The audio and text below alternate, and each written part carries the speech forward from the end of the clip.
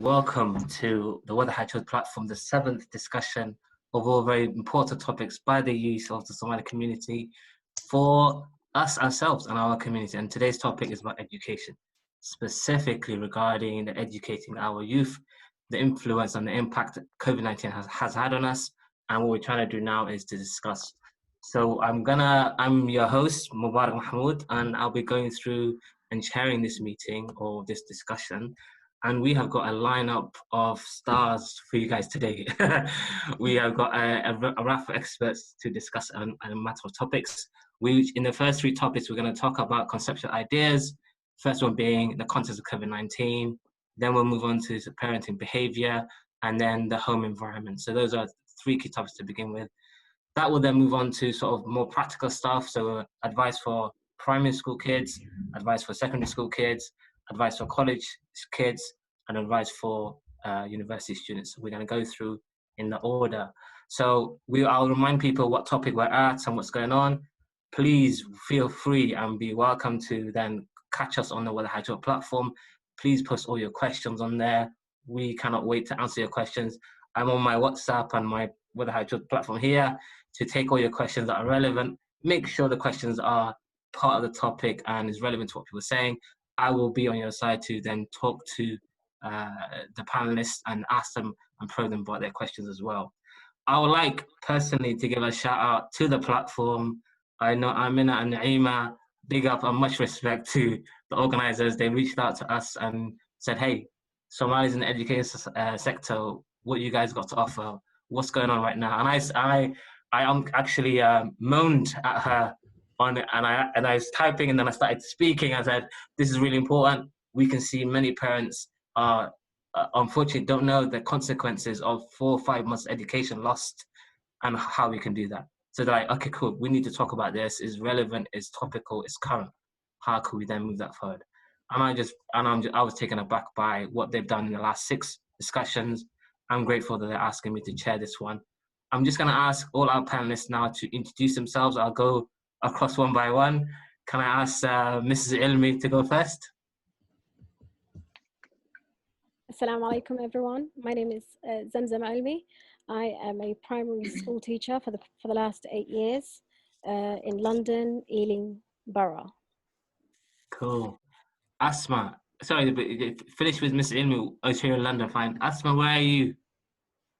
Hi, assalamu alaikum everybody. My name is Asma Hassan.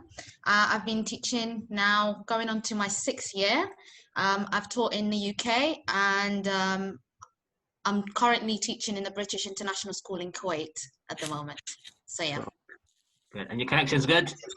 Yeah, connection is good. Yeah. Maryaa. Hi everyone, my name's Maryaa. I've taught in Kuwait. I've been teaching for about 3 years.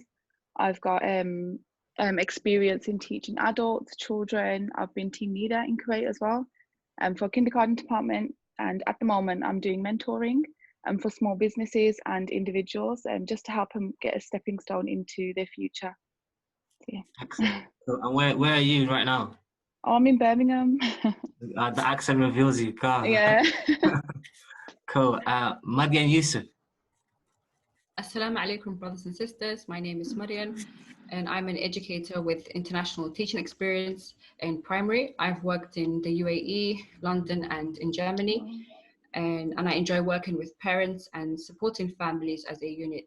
Currently, I live in Germany, but I'm also from London. Cool. Wow. Good connection as well. Lovely to see you. Anisa, welcome. Hi, assalamu alaikum everyone. My name is Anisa, and I used to teach for about 7 years, both adults and children. And now I have been running my company, the Unplugged Initiative, which works on combating screen addiction for young children and adults.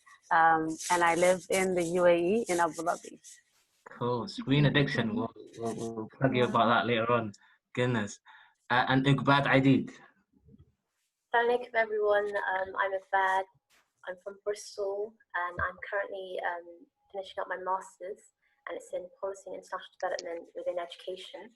And I'm currently working on a project with the University of Bristol, which aims to explore the the educational experiences of Somali students. So hopefully you can share some of that later on.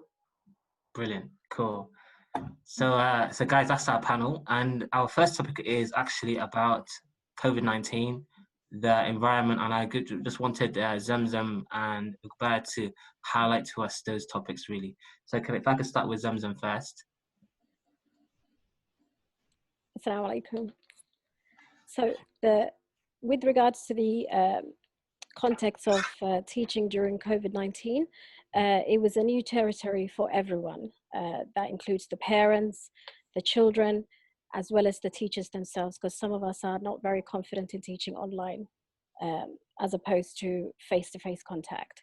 Now, the problem that we have come across is with regards to teaching online, not everybody is up for staring at in front of a computer for the amount that the school is requiring the children to do, okay? That could be for many reasons. One reason is they don't have enough laptops to go around for all of the children, okay? Maybe they don't have strong Wi-Fi. Maybe the mother or the father aren't able to micromanage all of the children that are at home all at the same time. So we've noticed a dip. So right at the beginning, everybody was complacent. They were all logging in, doing what they needed to do, and in fact asking for more work to be sent to them. But then by the time we hit the fourth week, we've noticed a huge change, because I think in the back of everyone's mind, they didn't assume lockdown to be as long as it had been.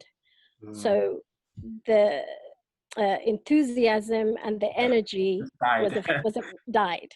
And parents were complaining about things like, oh, there's too much work, I can't do all of this all in one go, and why can't you just come online and teach online? So some schools obviously had the privilege of coming on via Zoom, okay, and majority of the schools with the advice of the what's that association that advises teachers? Oh my God, gone blank. Okay, so they've advised the teachers not to go online and teach live. Not to go online. There's a lot, yeah, a majority of the teachers, simply because you have no control of what's happening where the child is. Okay, so in terms of safeguarding, the content that's shown, what the child might share, because even though you're in control of the lesson, there are some children that like to share pictures of their drawing, their sketches, so they can take over your lesson while you're in the middle of teaching. So just to protect the teachers as well as the parents, and to safeguard everyone, they went against teaching live and decided to just simply send resources via Google Classroom, where they had to then submit the work in that way. But what I'm trying to get back to my point is, there was a dip, and the reason for that dip is nobody was prepared for this length of lockdown. Yeah. And that affected everyone. Little more so with our Somali community, I would say. Reason for that is... Do you think the Somali community is very different? Has it affected it just in that disproportionately, or same as every other community? Everyone was affected, because I had parents that were not from the Somali community in my class, who couldn't be bothered to do anything and get their children to participate in anything. And the excuses that I kept receiving were ridiculous. Things like, oh, our Wi-Fi is not working, the password is no longer working, the stuff you sent is not on there. So just multiple excuses that were not sufficient. But what I would say about the Somali community is, maybe they were affected with the kind of discipline that children need. Okay, so I've noticed that with other communities, I'm not saying all of Somalis, so please don't come back for me on this one. Okay, all I'm saying is, I think we sometimes lack discipline. So when we have some sort of a routine that we can follow, and the kids are instilled in that from young age, then it's very easy for our children to be just following instructions with what their teachers have sent them. And the parents would just need to jump in when they need to clarify some tasks or some methods. So I think we need to get to the root of why our kids aren't able to sit still and independently get on with work themselves. We need to find that problem. No, that's amazing. I just want to bring in Iqbal because she did a project based on youth, perhaps older than the primary school kids. I just want to ask her, it's actually her dissertation. So I've asked her to elaborate and advise us on that. Iqbal. Yeah, so I think there's some really interesting points there. And so I'm working with secondary students. And so I think within this situation that we're in right now with coronavirus, I think while parents have the time with their children, I think it's really important for us to figure out what their experiences have been when they're in school, so that when they eventually do go back to school, what are the steps that we can take to improve. And so if I just explain a little bit of background, and then I can go into some of the emerging findings that we found. Okay. So if I just do some background, so it's the age group we worked with are year 10 and year 11s, because we felt that they're nearing the end of their educational, their schooling, and so they'll be able to provide a lot of fruitful information on how they found it. And so the way that this has worked is that it's a participatory research, because I think for the context of the UK, a lot of the research that's been taking place in the Somali community is on us rather than with us. And I think it's really important to include Somalis as an intellectual partner, and especially young people. So at every stage of this process, we've included students and had their say, because we want to make them central to the project, and it is about them, of course. And a lot of interesting things have come up, and so I just want to talk about some of them. Cool. If I go into first, there are very low teacher expectations of Somali students, and this goes into the stereotypes about Somali students' low intellectual ability. And this plays a lot in schools, unfortunately, we found. And things like "you aren't capable" are being explicitly or implicitly told to students. But what we have is, at home, we have very high parental expectations. And so coupled with low teacher expectations and high parental expectations, we provide really negative consequences for the students. Because, there's kind of an idea that you can't please both parties, so you give up, and there's a "what's the point" attitude for some students. Okay. And so, when I'm trying to think now about how, what advice we can give to parents when their expectations for students are quite high, and that's fair enough. You want your child to do well, and they're very well-meaning, but at school they're not always getting that encouragement and that support. That there is a difference between high-stakes pressure and expectation compared to support and encouragement. Okay, so like getting support and encouragement from your parents, I think is really key for Somali students, and believing in their potential and supporting them to aspire to what their ambitions and goals are, and helping them to get to that. Excellent. And so another point is that there are many instances of differential treatment we found. So Somali students are recognizing that they're being treated differently to their white counterparts. And sometimes the way that this plays out in schools is disruptive behavior. And so we have to realize that when students carry out this disruptive behavior, there's often a reason why, and for some of the students it's because they're being treated differently, and they recognize that. So what I would advise is that it's really crucial to support your children, but always go straight to discipline, because I think that we engage in the discipline, but we don't always try to figure out what are the reasons for this disruptive behavior, because we want to fix the root of the problem rather than just just generally disciplining. Cool. let me stop you there. Yeah. No, thanks. In terms of what Zamzam and Iqbal now said, they actually set a lot of context. I wonder if Somalis in the UAE are any different to Anisa.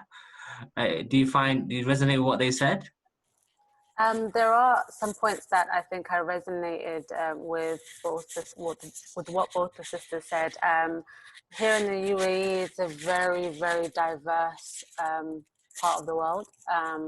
I deal with a lot of children from different parts of the world, and I also deal with the children from this country who are very similar to our culture, to Somali culture, in so many different ways. One of the ways being what Ugbad was talking about, of the high parental expectations, but in the school when they're there, their support isn't the same. So when I was faced with some issues where we felt like the support wasn't there, even though the child very obviously needed it, we found that advising parents to go to counseling for their child, or to seek somebody who's like a third party who has nothing to do with the school or the family, was helpful for the child. So that's what I think the difference was. We're going to speak to you about actually parenting behavior in a moment, aren't we? Can I quickly ask, how is the Somalis in Germany, Marya? And to be honest, I haven't taught here in the German schools. Okay. I worked in a private school, and the language of instructions is English. But again, also they have students from different backgrounds. Yeah. And yes, I agree. There's a huge gap between the parent expectation and what the teacher deals with on a day-to-day basis. Okay. And I think the key here is that parents and teachers have to work in partnership, so that this could be dealt with appropriately. Yeah. Brilliant. And Asma, what do you reckon? Do you resonate with what Ugbad and Zamzam were saying? Yes, yeah. So I'm currently I'm teaching in a British school, like what everybody has said. But at the moment, I come across a lot of children from different backgrounds. But I have spoken to the Somali communities that live here in Kuwait. A majority of the Somali community actually go to a government school, but they found it really hard to keep up with the work. And the government school here haven't really actually haven't really done any e-learning, to be honest, since the lockdown. So children have stopped going to school from beginning of March. So they weren't in school from that point till now. And they have no formal education in that. Yeah, no, the government school, not at all. And we've been in lockdown for such a long time as well, like full lockdown, and some parents are also working at the same time. So it's quite really hard to juggle all that. And then with my experience in the British private school, you have a lot of parents that come from different background, and some parents are educated and some parents are not educated and not really familiar with the British system of how they can teach their kids from home. So they really struggled, even though my school, we've started doing e-learning from straight away when they've said that schools are closed. We've started Zoom lessons, sending work home, continuing the curriculum, but parents have really struggled. And like what Zamzam has said, there has been a dip. So the energy of children, they were so excited about seeing their teacher via Zoom and all that. But slowly, as the time went on, the energy level just, and parents were really struggling because they had to work as well. There are obviously some parents that are obviously working parents, so both of them. So there's no nanny at home. Some of them do have nannies and some of them don't. So it was really tricky for the parents. Yeah. Cool. Can I ask how it is in Birmingham, Marya?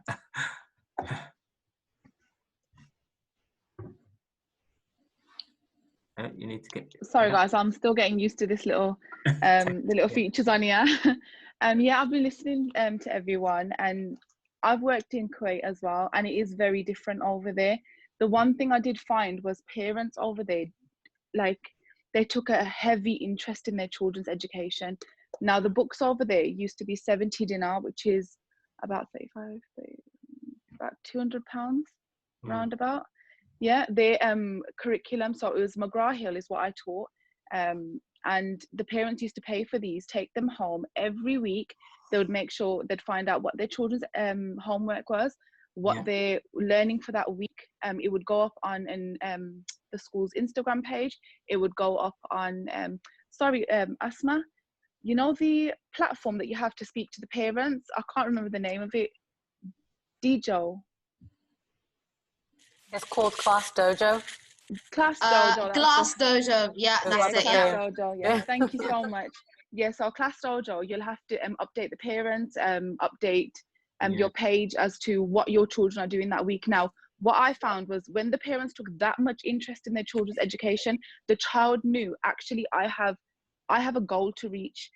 If we believe in our children like that, I feel like they will believe in themselves like that. Remember, your inner voice is what is who you become, you know, and giving your child that positive voice is going to make them expand what they do, is going to make them believe in themselves a lot more. So that's my little part. Excellent, cool. So what I'm hearing, guys, is just for those who tuned in, we're talking about education. We just set the context, and the notes I've made was there's a clear divergence of expectations between the parent and the school and the child, for what Wada said. And as Zamzam clearly highlighted, there's a period of excitement, everything goes down, and there's a problem. And I think everybody kind of resonates with that, and there were some other options there. I want to move the conversation forward now into parenting behavior, because I know that the COVID-19 has had an impact. And I wanted just to, I guess, put a spotlight on actually parenting techniques and the parenting behavior. And I've asked, I believe, Anisa and Maryan to go first to lead on this topic. Can I ask Anisa to go first? Yeah, sure.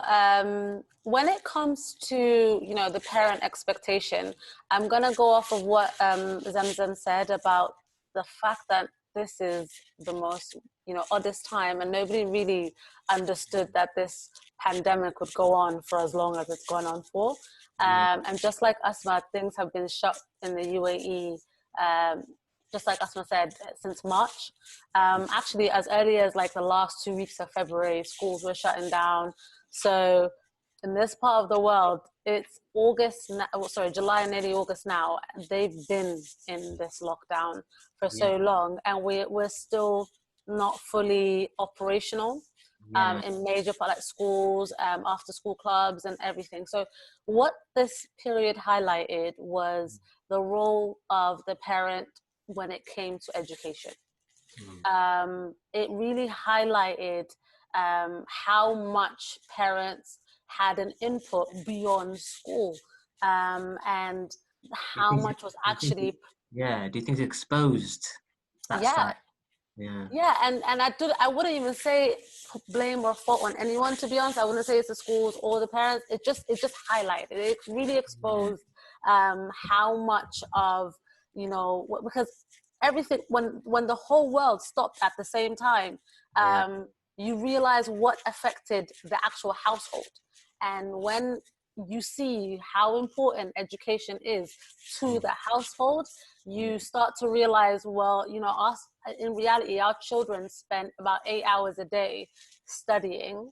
And as a parent, I can't sit for 4 hours to kind of go through, you know, what they need to learn per day. We may have an issue.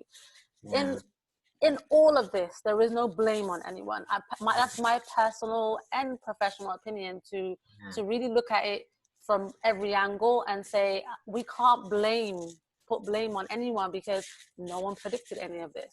But with you know, some of the discussions that I've had with some of the parents, because I've had to, you know, I've kind of coached some parents through the situation.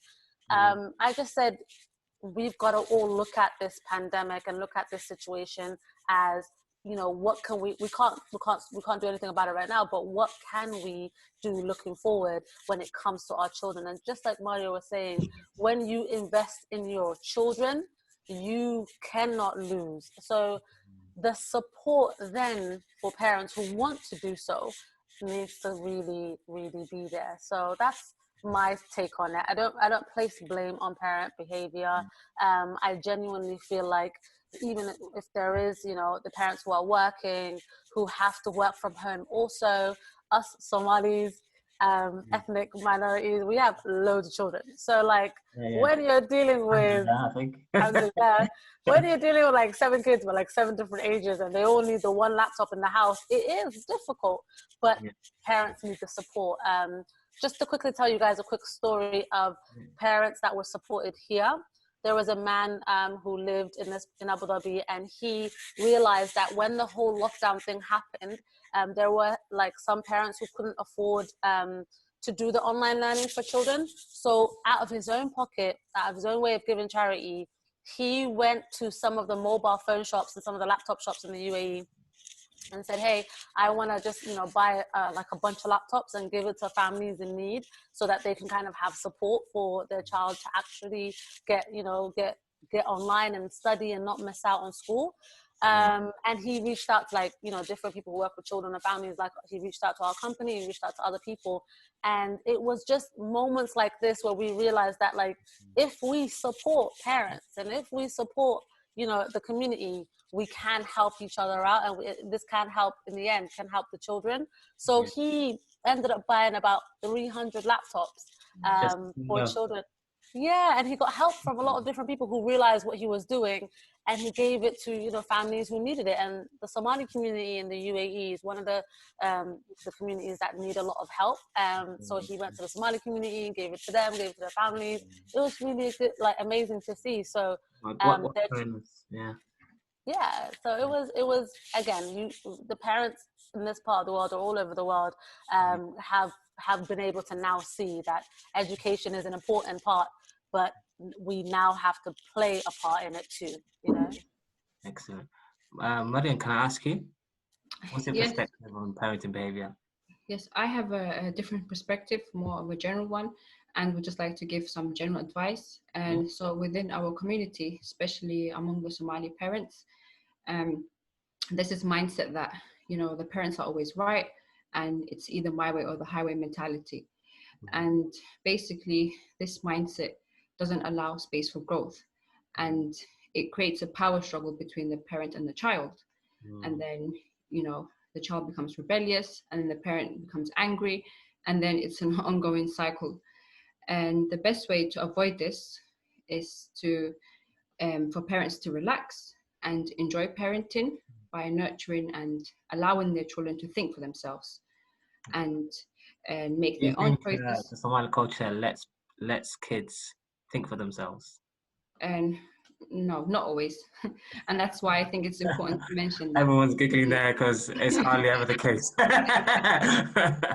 And especially in this day and age, I mean, children are so vocal, and they need to have a bit of control in their lives. And basically that's why parents have to give them these choices.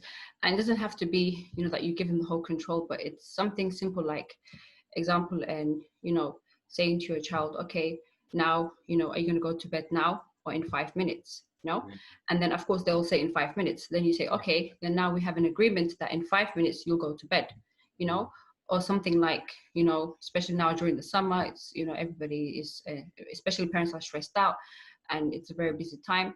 So saying something like, are you going to clean your room now or are you going to clean it later?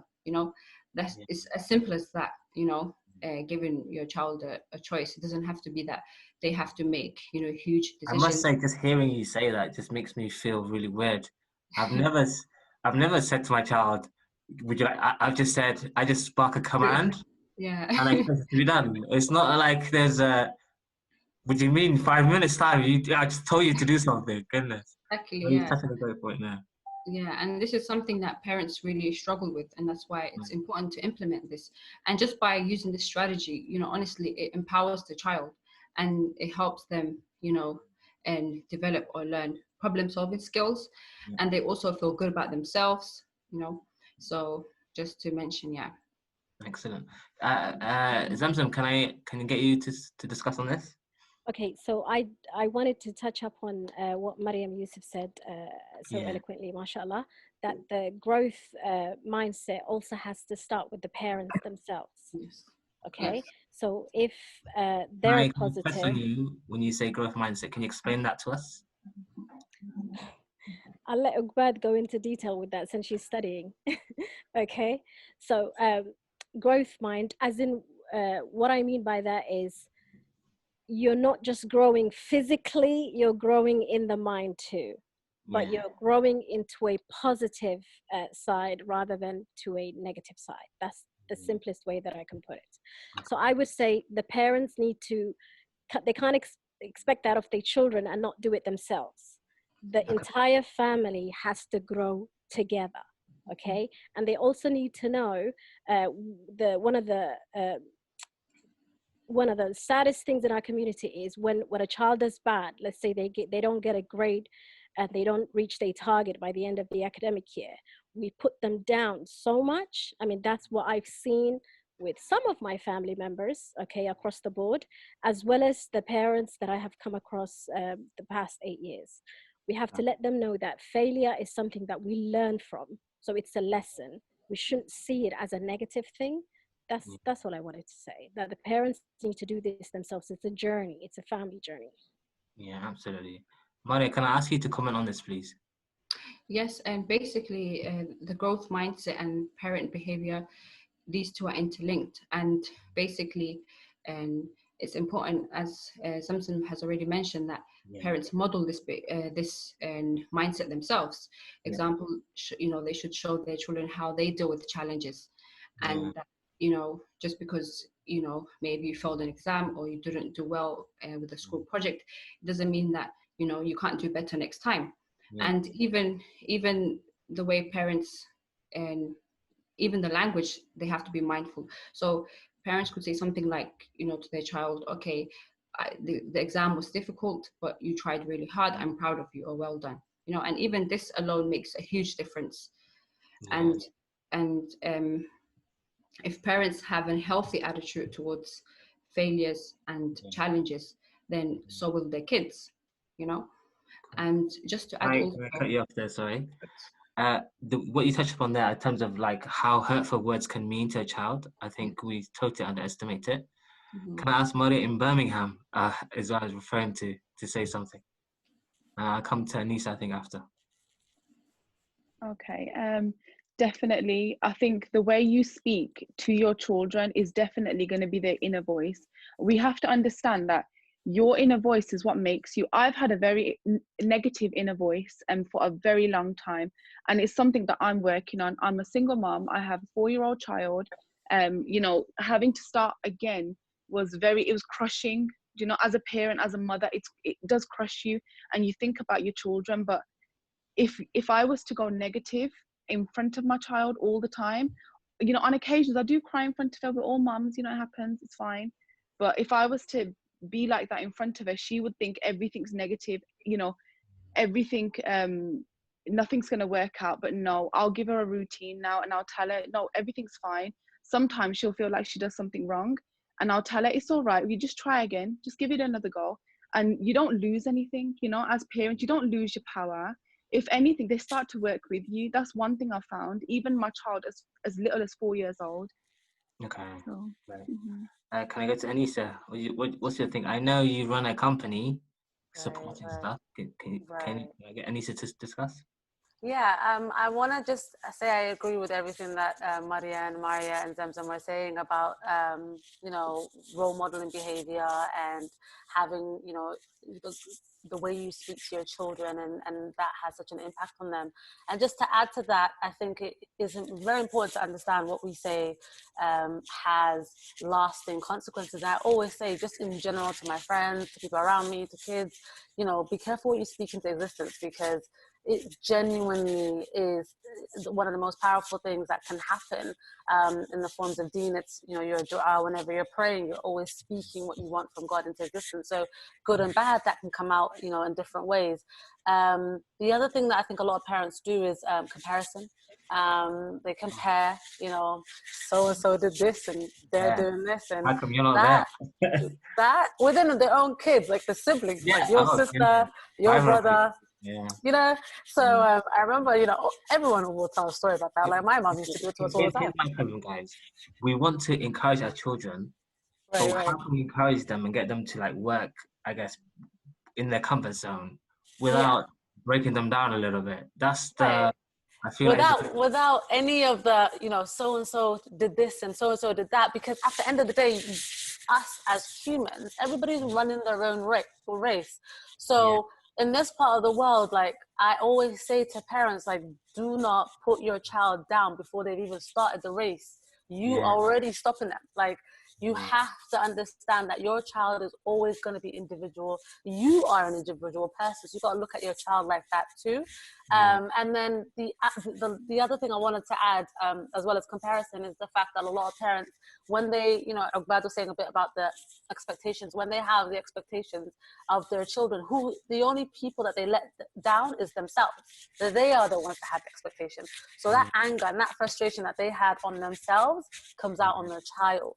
You know, and, you know, a lot of Somali parents that are, like, I would say like my mom's generation, probably never finished school, or even if they did, they had to go to a whole different country, raise their kids there. And so sometimes they could be taking their dreams and their hopes and their expectations for all their sacrifices and putting it on their children's shoulders.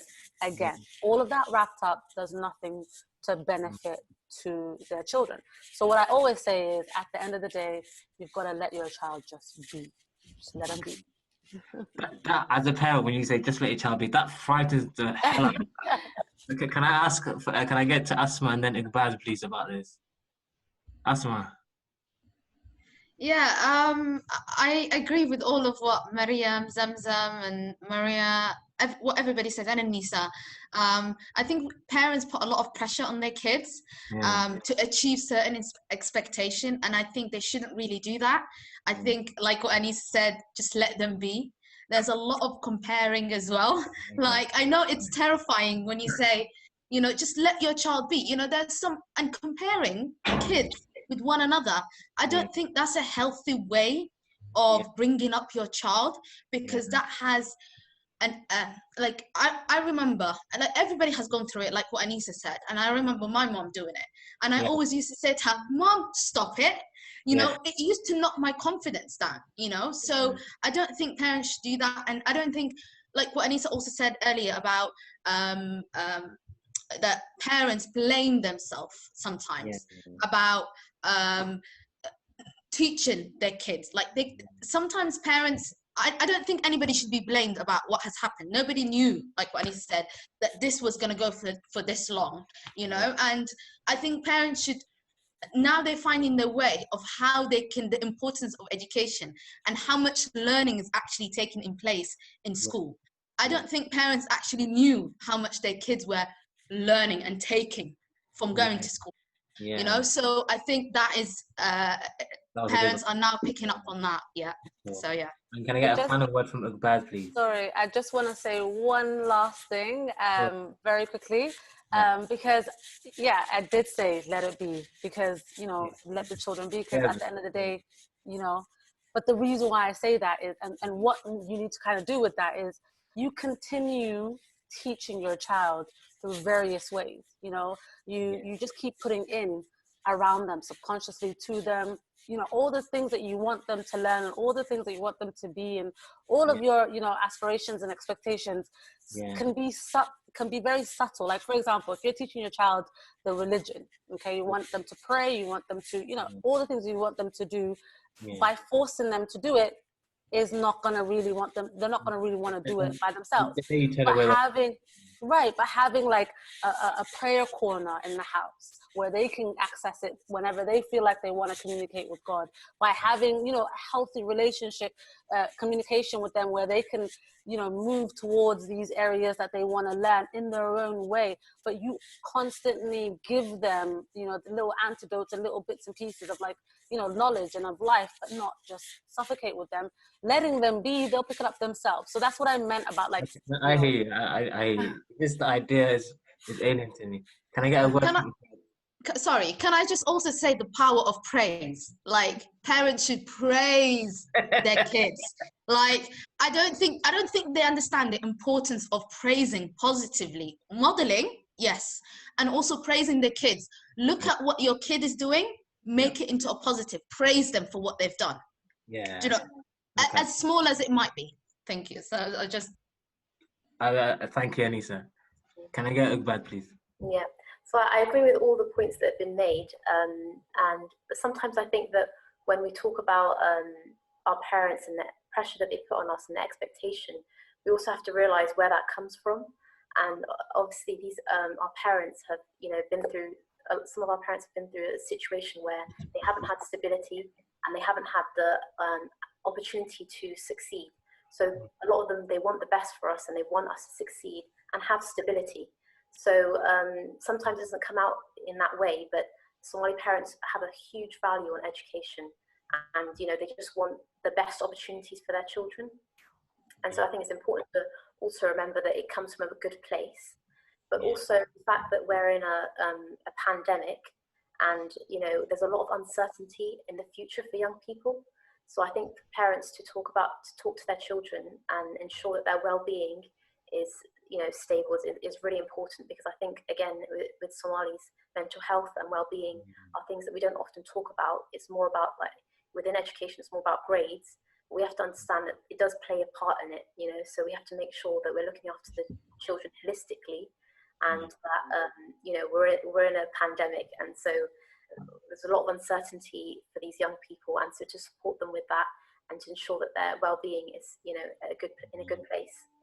Great. I'm just going to summarize this second point here after Miss Ilmi says her word.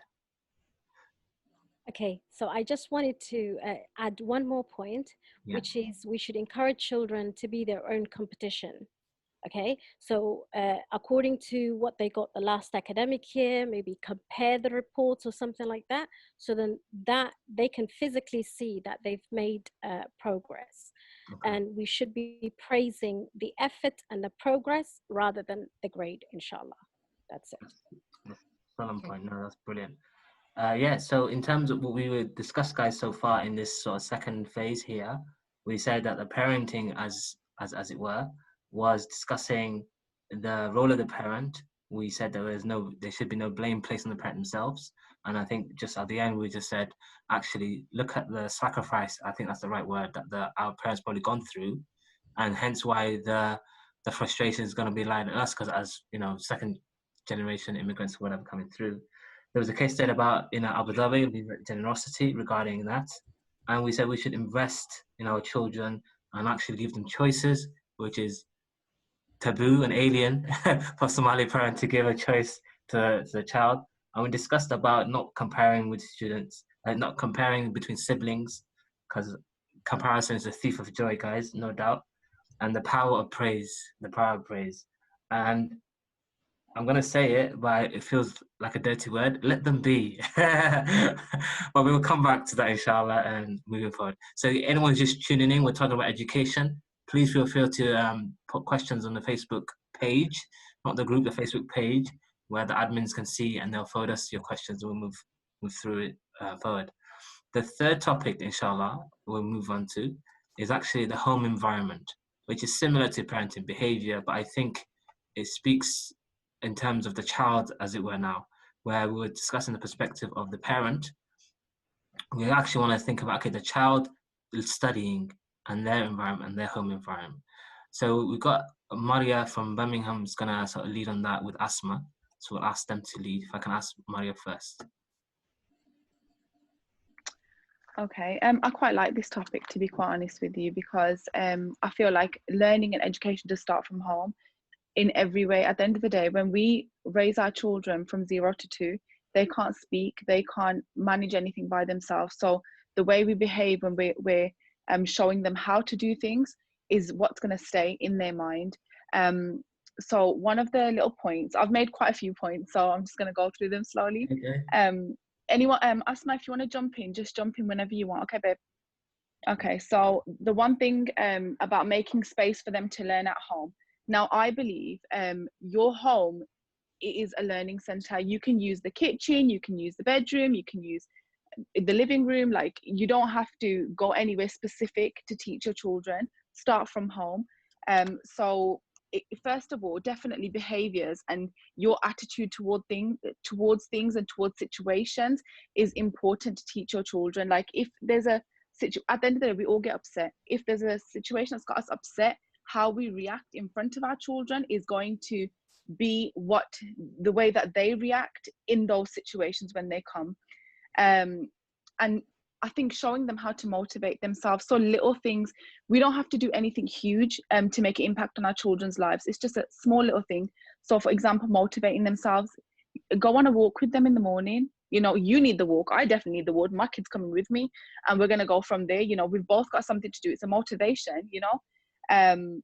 And definitely, I think expect from them achievement in whatever they do. It doesn't have to be specific. You don't have to be fantastic at maths and that's it. No, whatever they're good at, find that and then expand on it. What do you think, Asma? Yeah, I agree with you. I feel like the learning can be taking place anywhere. Anywhere, but finding the right time to sit with your kid, okay? Not when your one child is crying in the corner, you sit and you say to your kid, sit here, finish this, you know, and you shout at your kid. No, find the right time when you can actually teach your kid. Sit next to your kid. Don't do the homework or the work for them. Show them how they can learn. Show them how they can do something. Ask them, you know, do you know how to do this? And communicate with other parents in your child's class, you know, contact the teacher. For example, like where I am at the moment, all of my parents in my class have got my email and they've got a WhatsApp group and they ask each other, has Miss Hassan did this or such and such, and then they contact me. One parent from that WhatsApp group will contact me to find out the answer for that question. So I think communication with parents and teacher is very important, and just make sure that I think the parents should find the right time to kind of sit with their kid to teach them. I've got a question for you. You know, generically, Somali homes, they're not necessarily conducive to the learning environment. Like, I never had a desk in there. Do you know what I mean? Like, yeah, I know what you mean. Yeah.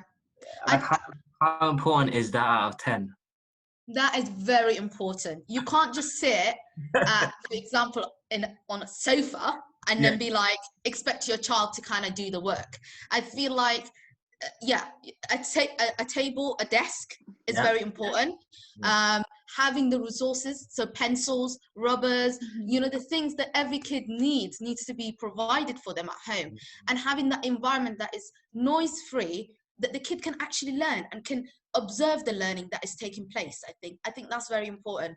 But also keeping that routine. Yes, your kid is not in school and it's learning at home, but still the kid needs to be asleep at a very certain time. Wake up early in the morning, like he's going to school or she's going to school. You know, keeping that routine is very important, I feel like. So yeah, that's what I think. But can I just jump in? Sorry. One thing I am going to say is I feel like your home can be your learning environment completely. Like you know, with us, like my mom's illiterate. So my mom still to this day can't read or write English. She had no idea what we needed to learn with. So we kind of figured it out and let her know. So we'd use like the sofa, the kitchen, these kind of things. Like, for example, I'm just going to go through a few bullet points age-wise, what you can do at home with your children to help them learn, if you don't mind, guys. Cool. Yeah? We're going to come to those ages later on. Okay. Yeah, so we'll leave you in the age brackets. So the home environment, here's a scenario. The child does something they shouldn't have. How would you discipline them or change their behavior? That's what I want to get at. Right. Okay. What would you do? I know what I would do, guys, and I dare not say it, but I want to open it to the floor. Sorry, can you just repeat the question? I didn't get you there. So the question is, in terms of the home environment, how do we build a home environment full of learning, right? And I remember growing up, you know, you kind of lived in semi fear. Oh, you did something wrong, that was it, that was your dad. And I guess I just want to just give to our audience like a couple of tactics or strategies in which they can have a conducive learning environment as well. I kind of want to, like, I agree with everything that Mario was saying about the home being a learning environment, because really and truly learning can take place at any moment with children. It could be anything. It could be the minute they wake up in the morning. It could be in the toilet. It could be literally anywhere. So any part of your house can be a learning environment. But now to your question, Mubarak, of like disciplining children, that itself is a learning moment. That itself is a process. That itself is a conversation. And I think... Okay. So Anisa, here's the thing. Okay. I suddenly gave you a 12-year-old child. Suddenly they're yours. How would you begin to discipline them? What would you do? What's the first 2-3 things? To discipline a child that has just come to my house and they've been messy, they've done the most craziest of the or even they're not being messy, you just don't know them. How would you even begin with saying, you know what? Well, all behavior has a root cause, good or bad, right? It has a root cause. There's normally something that triggered this behavior. And so I genuinely believe, like, and probably our parents as well, and probably didn't do much of this, is patience. Patience is really the key little antidote to a lot of the situations of being around children. Whether you are a parent, an educator, patience is normally something that can actually de-escalate a situation. And so we're no longer disciplining, this is a teachable moment. Because as adults, when we make a mistake, we're not being disciplined. Who's gonna, if I've now run up, and punch someone in the street, I'm not taking, I'm like, right, I'm out. No, it's a teachable moment. That person might punch me back. But so you notice the difference of when you do things early on that will affect their adulthood. It's better for you then, it has to be realistic. It has to be, something tangible. But I'll let Maryaa continue because I was really liking where you were going with that. I was like, yes, every moment in the house is a teachable moment. When I say every room, for example, the kitchen, children under 10 years old, teaching them to cook is not a bad thing. It's a good thing, guys. Like, let's normalize it. I agree. Yeah, there you go. Getting your kids in the kitchen to make a cake or to bake a few cupcakes. I buy a 99p box of cupcake mix, and me and my child, we would, bake those cupcakes, and I'll tell her the measurements. She don't have a clue what I'm talking about, but she will in the future. I know she will. So, I think motivating them definitely. Doing things with the child. 100%. I think doing things with the child is a huge point. There's one more, to answer your question, just to jump in. I think if your child's done something wrong that you do not like, and what they've done wrong and the point that you don't like about it, I think talk to your child. Sit down with them, speak to them. As young as they are, it doesn't matter. I speak to my child, she's 4. I know I give a lot of reference to my daughter, but it's the only reference I have. So speaking to them and telling them, this is what you've done, this is why it's not nice, and this is why you shouldn't do it, will help them understand what they've done wrong and whether they'll want to do it again. If they do it again, then again it's strike 2, but you'll speak to them again. There's no point shouting, I hear you, but I wonder how many Somali parents would actually sit down and tell them. That's the thing. You know what I mean? And a question to you guys all. You know how they have this behavior sort of discipline within the school environment, in the classroom, where I don't know, some have tick boxes or whatever. Would you dare do that in the home? Yes. Can I ask Miss Elmi? Yeah, I do that. I have some ground rules at home for my children. Okay, they're not as strict as the ones in school. Don't stand at the table and all that stuff. But I do have some ground rules, and it's better to develop those from young age. So when you do that regularly from young age, they will pick it up. They'll know it's part of the rules in the house. So no one's going to argue with you back and forth. And I just wanted to touch up on one point, with regards to the contact with the school. So how parents should contact with the schools. Parents, number one, need to have an open mind when it comes to contacting schools, because some of them will have a preconceived notion of what the teachers are, what the head teacher is. They've already made up their mind based on what someone else has told them. Okay, so what you need to do is have that dialogue going with the teachers and with the head teacher if you need to get that far. But having a clear communication will always solve majority of the problems rather than coming to some sort of conclusion. Can I ask your perspective, Maryan Yusuf, in Germany? Yes, and I would just like to go back on a topic in regard to the home environment. I think what we have to realize here is that in a typical Somali household, and I'm talking about when you have 4 or 5 kids or more, and yes, learning can take place anywhere, but parents have to create that learning environment. When the TV is on and your younger brother's jumping around everywhere, it's difficult to stay focused. So, and what parents have to do is they have to create the space for their kids to learn. So example, having a desk somewhere in the house. It doesn't have to be, in the living room. It could be in the corner of the bedroom. But the importance here is that that space is dedicated for learning, and that needs to be created. And also, and it's important that, the family as a whole have some ground rules, and within the house they have boundaries and they have house rules. And going back to your question about, if a new child was to come to my house, the first thing I would do is, tell them my expectations, my home rules. I will tell them, okay, in this house, we are polite, we say thank you, etc. And we respect each other.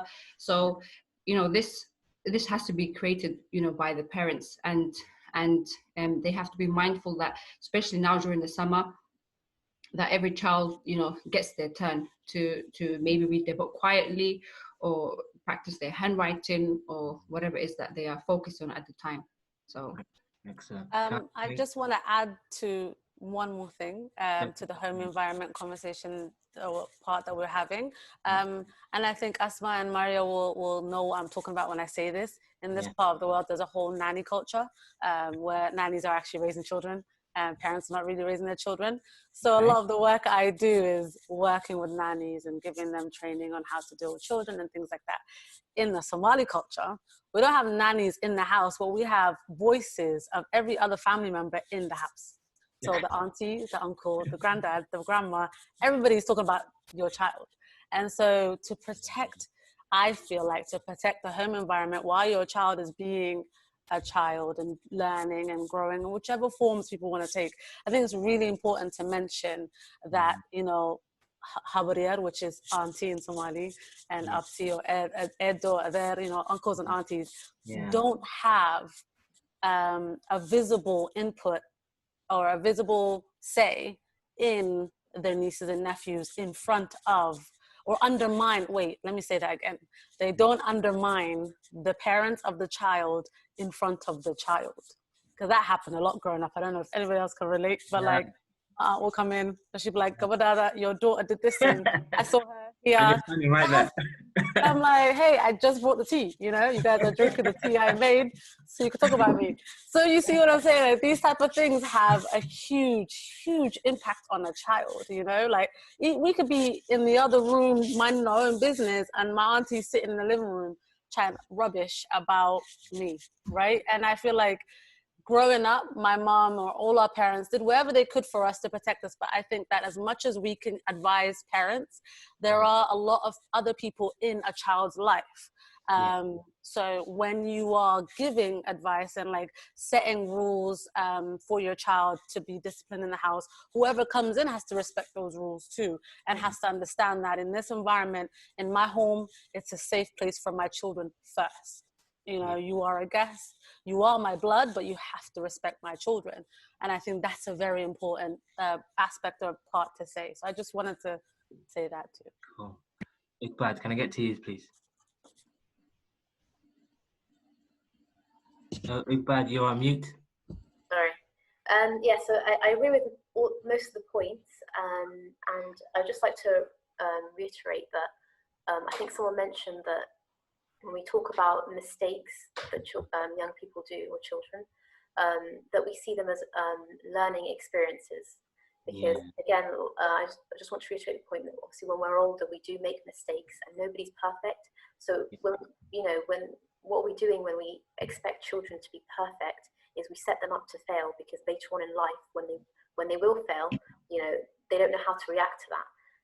So it's understanding that mistakes will happen, but how can you use it as a learning experience instead? So I think that's much more effective. I think that's a huge thing in terms of having that after reflective conversation with your child to allow them to place that whatever happened in the right context. I think that's a huge point.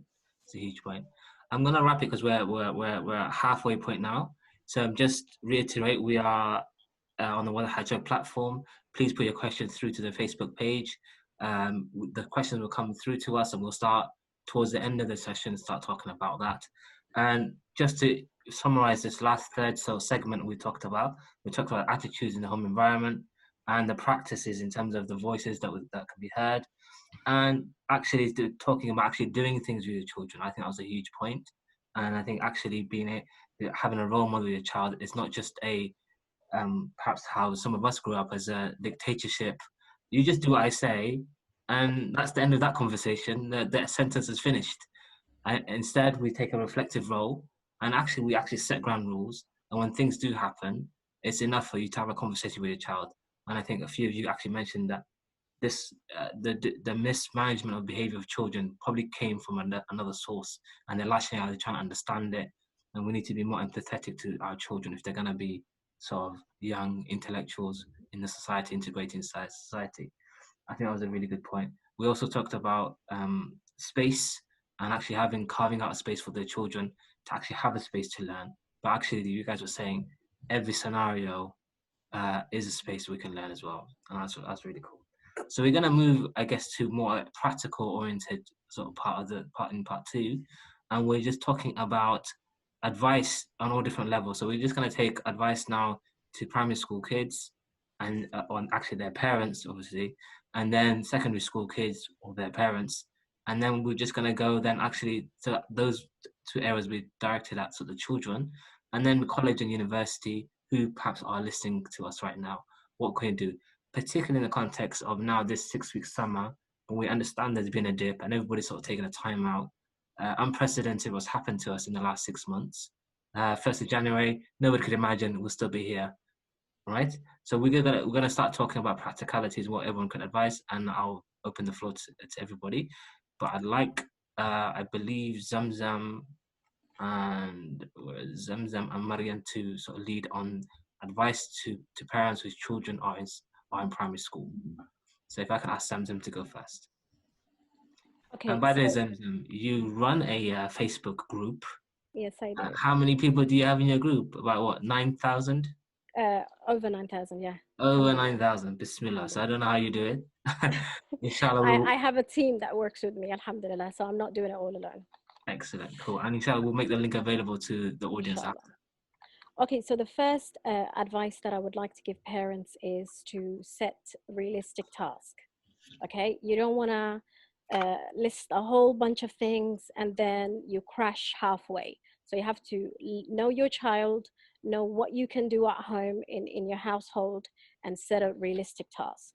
Okay, and also to have some sort of a regular routine at home. Children will benefit, wallahi. I say wallahi because I've seen it with my kids, with the kids in school.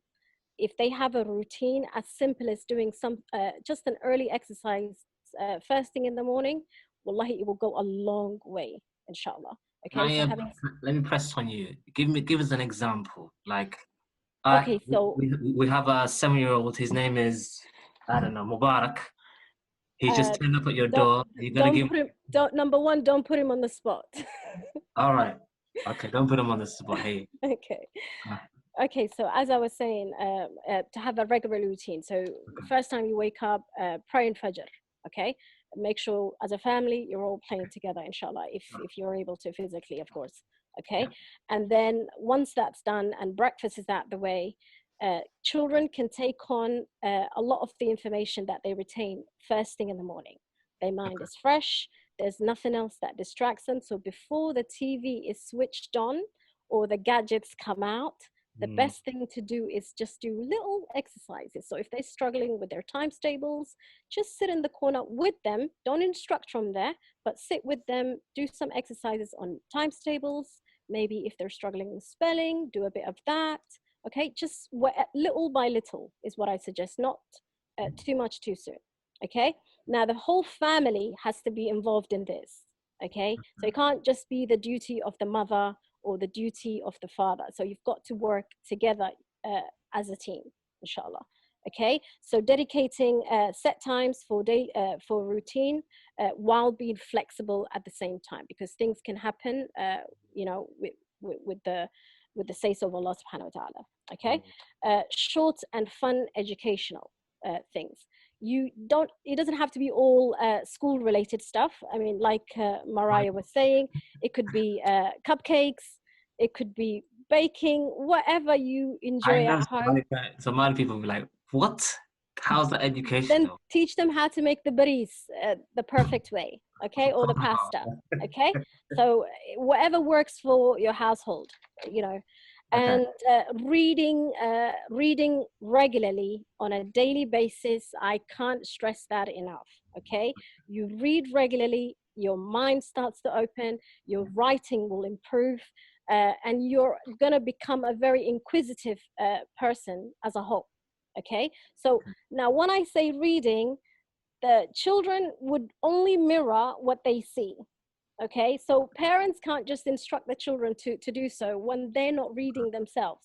Okay, so the children have to actually see you read, whether it's through your Kindle, having a physical book, or maybe even the newspaper or an article, and then sharing your views of what your takeaway from that is with your children. So you're indirectly telling them, this is what I've learned today, and I'm sharing that information with you. Okay, so I can't stress enough that this is a group thing that has to be done in the household. Okay, great. I'll come back to you. Can I get Maryan Yusuf's perspective on this, please? Yes, and in addition to what Zamzam has already said, I think it's important that parents make time for both learning and play. And basically, I mean, summer means, you know, that the schedule's out the window. It means like late nights and watching TV, playing video games, eating junk food. And, you know, as much as this is fun and necessary, parents still should try and keep a routine in place, as Zamzam has already said. And also, and she already pointed out too, is encourage your child to read every day for 20 minutes. And however, if your child wants to read for longer, then let them do so. And for children who are under the age of 5, a parent should read to them. And if that is difficult because of a language barrier, then get an older sibling to help. And also another suggestion is for siblings who are close in age, so maybe an 8-year-old and a 10-year-old, they can do paired reading, which means they read out loud to each other.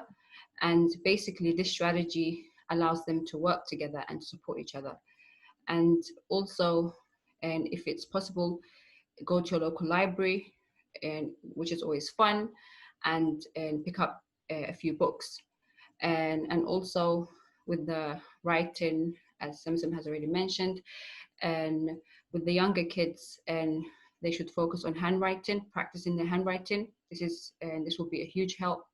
And they should focus on numbers and letters. There are lots of worksheets available online, which are easy to access for parents.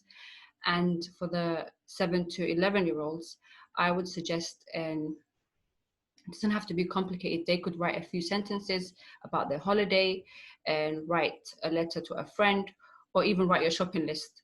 And with their writing, they could add a picture to that. And as for maths, and with the younger ones, practice counting every day. And even when you're out and about, look out for shapes, you know, and discuss colors. It's really as simple as that. And for the older ones, there are lots of free and resources available online, a lot of math games, a lot of apps, which they should be age appropriate, which they can use. So that's also another tip.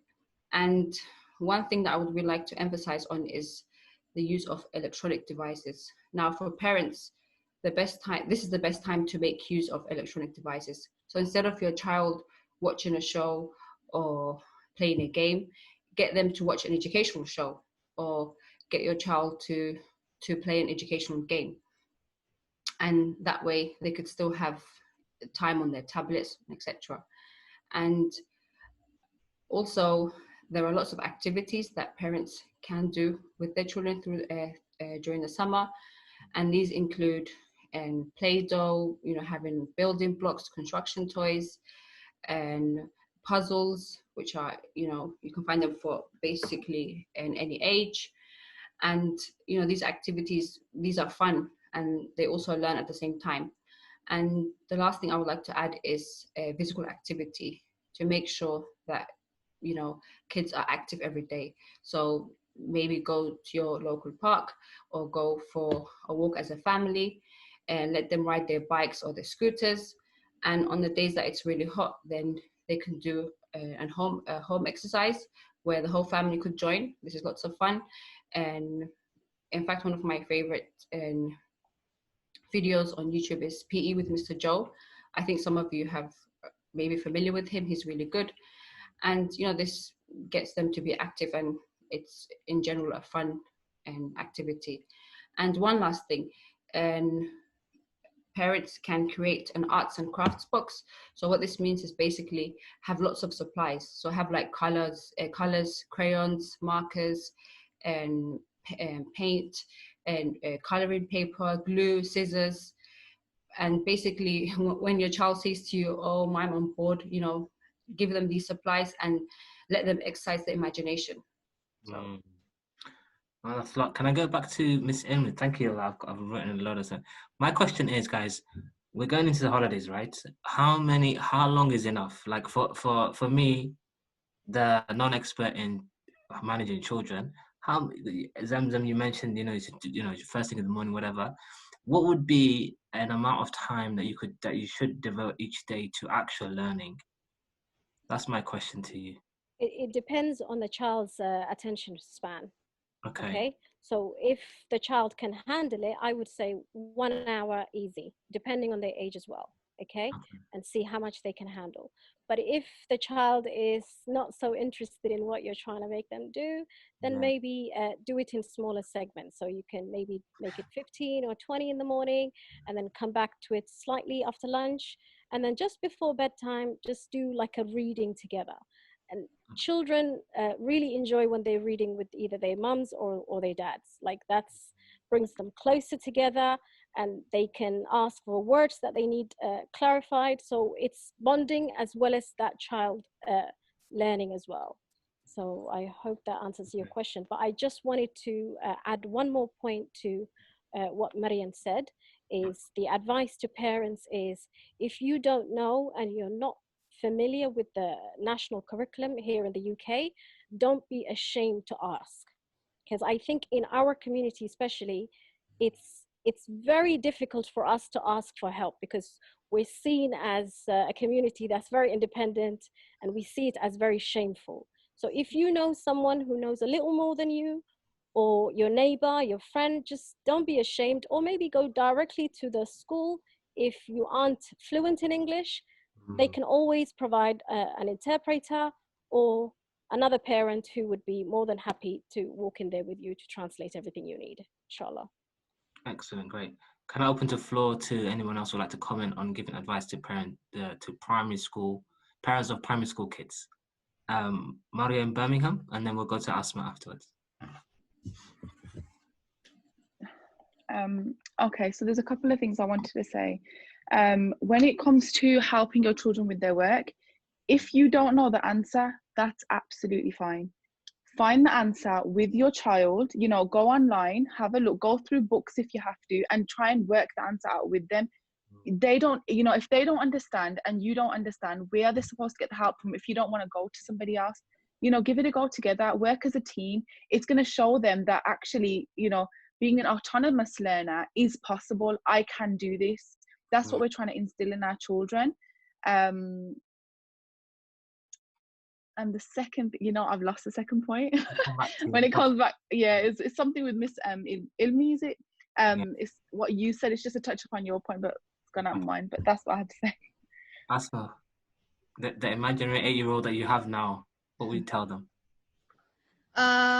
So I teach younger kids, and when we started doing e-learning, we made sure that when we sent work home, that it's as fun as possible, and that there's a balance of worksheet you know, written work where a child can talk about their holiday or what they've done over the weekend or anything like that, but also practical, such as cooking, what was mentioned, what Maria has mentioned.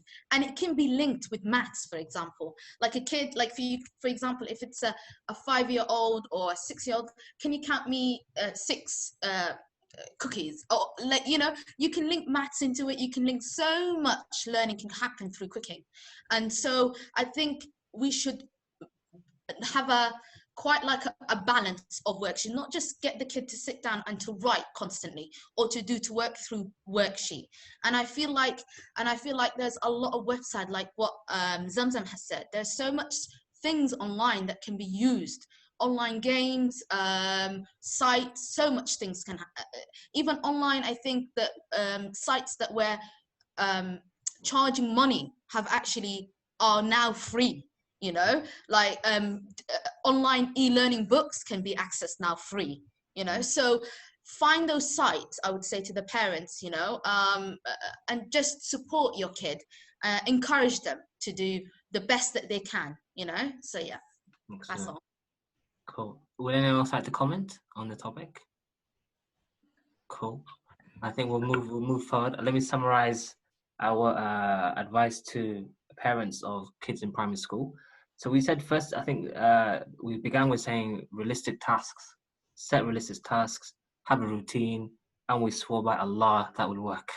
And we said, I said to emphasize the importance of that. And I said, first thing in the morning, try your best. I think that's probably the best time. And they said, then do basic exercises. We also said an hour a day is plenty for a primary school child. But depending on looking into the eyes and actually figuring out if they can do more. And then things like the exercise themselves should be concerning timetables, spelling, reading with them regularly, and having an open sharing view in terms of getting the child to read to you. We also talked about physical activity. It's important that those child, they have lots of pent-up energy. Discovering that the hard way. You have to throw the kids in the park for a couple hours a day, otherwise they drive you insane. So that's one thing. We said, obviously, we also made an emphasis that it has to be the whole family involved. It can't be you just telling them to get on with it, as it were, and then having a go at them. The parents need to be able to read with the children themselves. We also said going out to the library is a thing. Having arts and crafts area is a big thing. And sharing your views about what's going on, even going to, you know, cooking, whether it be burrito basto or cupcakes, whatever it is, doing stuff with your children. And I think they say that's enough. We also, there's a lot of resources available. I particularly would like to, I guess, highlight Zamzam's Facebook group. I think is pertinent and relevant to this particular section in terms of resources she has there. And I think generally, if you want that resource out there, there's not enough there. There's literally a world out there. We'll make links available to the audience later on as well. But particularly, I think Asma was talking about more resources have become more available because of COVID. So I think it's a great time to go out there to find out. The key thing is, though, the parents need to be heavily involved if the child is particularly in primary school. So yeah, so just for the audience there, we're still on the Wada Xaajood platform. We're going through advice in education, listen to what's going on in terms of the section we crossed before. We are now moving on to advice for parents whose children are in secondary school, and secondary school kids are different. I could never in my entire life be a secondary school kid. I'll most likely be arrested for something. Do you know why? I know I was secondary school myself. So I think Anisa... I have a little joke for that one. Go on. Know, before I concentrated on primary, I initially wanted to do secondary. Okay. So within the first placement, I changed my mind. Alhamdulillah. But so be it. I mean, I think we should, you know, give props for all secondary school teachers, really. I've asked Anisa and Asma to lead on this. If I can ask Anisa to start forward. Actually, can Asma go first? Because I'm like, okay. I have so many things, but I was gonna say for you to go first because I'm not an expert in secondary school teacher. I've decided not to. No worries. No worries. But do you want me? I'll go first. Actually, that's fine. Well, I'm really a primary school teacher, so I don't know much, to be honest. So Anisa, help me out a little All bit. right, no worries. No worries. I actually I work with 18-year-olds, so college students, and I work with young children. And through the work I do now is when I actually started working with a lot of high school age students. And the issue that a lot of parents have now is obviously the devices. When it comes to young children, there's so much more options of what to do. And so a lot of the children I meet, or a lot of the students I meet at our center, is always when it's too late, when the child has formed an addiction online and can only play video games and doesn't want to learn and doesn't want to do something towards their education, and then the parents like, well, now I need help. And so a lot of the times I say, when they're younger and they have a bit of your ear, you can tell them things and you can kind of have the communications open, it is easier. But as they grow older, and obviously there's a lot that happens in their teenage years, puberty, and all of this affects their moods and whatever that they want to do. So my practical tips and my practical advice is always like, when they have a lot of pressure on school and education, this is a perfect time to hone in on their skills and their talents outside of the education bubble. And so why I say this is that the world we knew before COVID is not really what's going to happen after COVID. The world really has changed. As much as we want to acknowledge it or we don't, it has changed. And whether this is going to be more of a tech-infused world, we don't even know. But what is important now is the skill sets needed have changed. And so what I say is, this is a good time to explore your child's career wants. They might not want to do the whole finish high school, go to college, go to university, blah, blah, blah. That might not be the thing. What do your children want to do? Do they want to start their own business? Okay, if they want to start their own business, can they do so? What skills do they need to know now to be able to do this? A lot of the things that we work on at the center is always personable skills, having conversations with children and being able to let them know when it is where they have a safe say to be able to talk about how they feel, talk about what is going on in their minds, and to be able to be comfortable to interact with other people who are their age or who are from where they're from, and just to combat this mentality that maybe parents or educators or just the community puts on them of, not being able to speak on certain things because it's ebb is, I don't know how you say it, shame.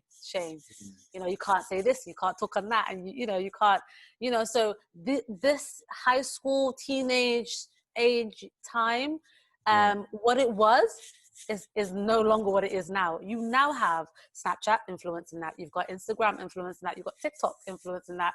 All these social media pages and all of this, outside environment is now in your house. And so your conversation with your child has and will be different. And so that's why I say it's a lot of listening in the teenage years, not a lot of telling, because that's what happens. We just butt heads with them because we're telling them to do something, but they won't do it because they're not listening. So sometimes one outweighs the other. So just to kind of bring it all back in, I say focus on skill building. I say focus on talents and whatever that they feel that they are happy to learn. Focus on things that are not always school related but education related.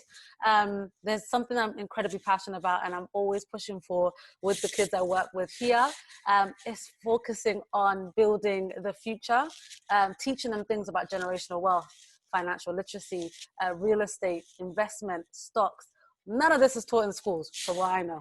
But teaching these things or accessing these type of, things will not only help your child in the future, but will just open up the world within your house so that when your child is out in the world, they've already experienced some of it in the comfort of their home. So that's my take on it. Budgeting as well. I think that should be one of the things that you need in high school. One of the subjects that they cover. Right. Or our parents have, most of our parents raised us on what is it, which is like micro lending. You know, micro-lending is what Somali culture is well known for. But never talks about it, unfortunately. Right, but you know how powerful that is to teach a 14-year-old, a 13-year-old when they're learning about money. These type of things is what I promise you, this is what they're craving. This knowledge is what they want. They're on your 13, 14-year-old is on YouTube watching another 13, 14-year-old become a millionaire just by posting videos. How do you compete with that in the house? You know, you have to be able to have these conversations that, you know, are healthy and that are helpful outside of the school environment. And that is why I you know, that is my like opinion, but that's why I really, really speak on, you know, our Somali, our ethnic communities, to really, really hone in on teaching our children way more than what we were taught. Because the future now, what's coming now, not even we're prepared for it. So it's really important to prepare our children for it. So. Cool. Asma, can I get you? Yeah, I just from what I can see, I feel like parents interact more with their primary kids rather than their secondary. So they're not really heavily involved when it comes to secondary. When their kid reaches to the secondary schools, I feel like parents are less involved with and familiar about what their child is learning in schools. So I do feel like that parents should really have conversation with their kids, sit down, try to get to know them, try to understand what they're learning. Take the devices, if they've got their phones with them, if they have accounts like Snapchat, what Anisa has said, that's a big, massive influence on and a barrier, you know, that can stop a kid from learning at home. So I do feel like, you know, watch your kid. What is your kid doing? Don't just leave them in a room expecting them to learn at home when they might not be doing that, you know? So see what your kid is, maybe sit down. And also, like, if they have a Zoom lesson with their teacher, my experience now, I've heard like some secondary teachers that have said that some parents are sat with their kid. Sit with your kid, see what your kid is learning, you know? So maybe then you're familiarizing yourself, you know, as a parent, what your kid is learning, and maybe you can then help your child with certain things that they're struggling with, you know? So yeah, get more involved as a parent, just get more involved, talk to your child, you know? Yeah, really, that's it, really. Yeah. Iqbal, can I get your perspective on this? Yes, so yeah, I agree with that. I think the point about getting actively involved in secondary schools is really important for Somali parents. I think that, you know, there are many different ways that they can get involved, but often what we found here in the UK is that they get involved when there's instances of, you know, bad behaviour and that kind of thing. So it's never usually for positive things. Like, for example, like, you know, Somali parents, you can become governors in your schools. Like, that's an option for you guys. You know, especially if the school's majority Somali, you'll find that the board of governors is usually, you know, there's no Somali representation on that board. And it's really important that, you know, you take an active role in secondary school, because that's where a lot of children's growing, you know, into adults becomes. And, you know, they really need that support there. So it's like taking an active role. And I do realize that, you know, the authority of the school can be intimidating for Somali parents, or just parents in general. So it's really important that, you know, you can't really do much on the outside. You have to get in on the inside. And that's how we learn these things. Excellent. Can I get Maryan Yusuf's view on this? Yes, I don't work with high school kids, but I do enjoy working with young people. And I would just like to make a point, which I did make earlier on, about power struggles. This power struggles, you know, it's very real in the teenage years. This is when, you know, kids want to be in control. They don't want to be told what to do, and they don't listen to their parents. So this is a time for parents to relax and step back a little bit, and they have to basically take interest in their child and the things that they are into. For example, if you see your teenage son or daughter watching a particular video on YouTube, and, you know, ask them, what is this, you know, and who's this and person you're watching on this video, what is it about? And just by showing them this interest, they are more likely to open up to you and share with you their interests, which is very important. You cannot talk to your teenage child the same way you talk to your 6-year-old. and which is very important for parents to understand. And as one of the girls have already mentioned, and don't just leave your child in their room using the tablet. You have to monitor and basically, look at what your kids are, watching and what they are into. This is very important. And I think one last thing to add is, and during these years, they need positive role models in their life. So if you know other people, outside the home, and maybe a friend or a neighbor or someone who have a child of a similar age, then get them to and build a relationship or a friendship with this person, someone they could and have similar interests with, and going back to the role model, someone they could look up to. Let them have let them ask you the hard questions. Don't shy away from any topics. If your daughter or your son comes to you and brings up a particular topic, and instead of saying how has why mulaga hadlo, have that conversation with them, because if you don't do it, then they're going to have it outside the home. So excellent. Would anyone else like to chip in? Mariam Birmingham? I agree with everything everyone said. I think it's a beautiful set of knowledge, to be honest with you. Definitely, when your children are growing up, they do need different voices. They do need different motivations. And I think understanding who your child is very important. If you don't understand who they are not going to understand who they are. They're not going to understand how they can develop themselves. So find out what their skills are, what their developing skills are. Actually, even 16-year-olds, 16 plus, find out what your skills are. What do you like doing? There's a young girl I follow on Instagram. She's 19 and she designs trainers. Now these trainers, you send it to her home and then she'll paint them for you really beautifully, and she'll charge you £70. But she's 19 and she's an entrepreneur. Do you know what I mean? If her parents, if it's her parents that had bought her the paints to do this, that girl has now started a business. So imagine having that kind of outlook on your child's life for them. What could they do with that? And don't let them discourage themselves, and don't discourage your children either. Help them understand that they are amazing in whatever they do. It doesn't have to be a huge gesture, just little things throughout the day. But yeah. Can I go back to Zamzam and then Anisa? Okay, so my older sister has advised me on one thing, because at the moment my kids are 9 and 7, so I'm not there yet. Okay, but I have older sisters that have teenagers, and I've seen what they've gone through. And one of the things that she always tells me is to follow the sunnah. Okay, the sunnah of our religion. First is to be playful with our children. Okay, then comes in the discipline and the education. Okay, then we have to move on from there to friendliness and companionship. Okay, and then finally independence and self-reliance. I think there's a reason why that it was done in that way. So we have to go back to the roots and the message that our beloved Prophet has come with. So we need to go back to that. That's what I would say, inshallah. Excellent. And then Anisa as well?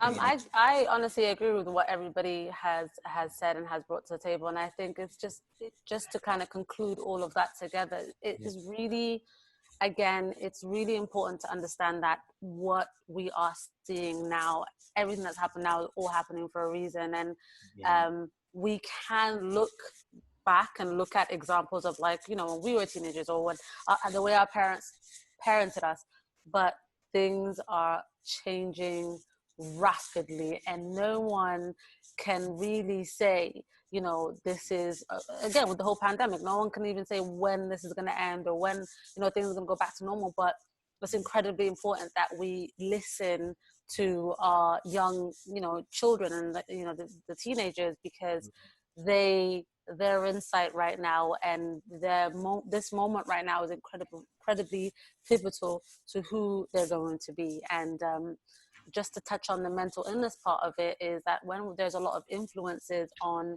a young child, whether it's through social media, through families, through other different aspects, they need to be able to come to an adult that they trust to share things. And not only mental illness, because that's probably the topic now, not only that, but things that can happen before then.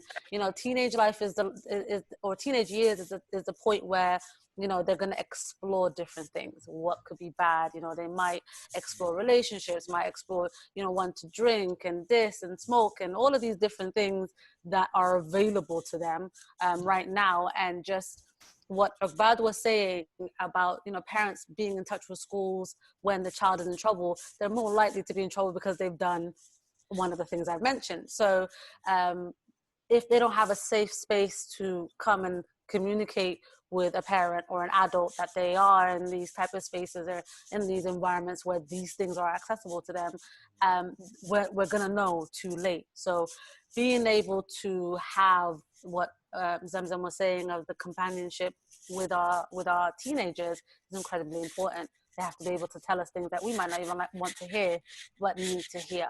So if they're not telling us, they're telling someone else, you know? So being the ear or being the people that they come to is incredibly important as well. Great, thank you. I'm just going to summarize that segment there. So what I'm hearing, and I think what I alluded to at the beginning, is that being a teenager is an incredibly frightful time.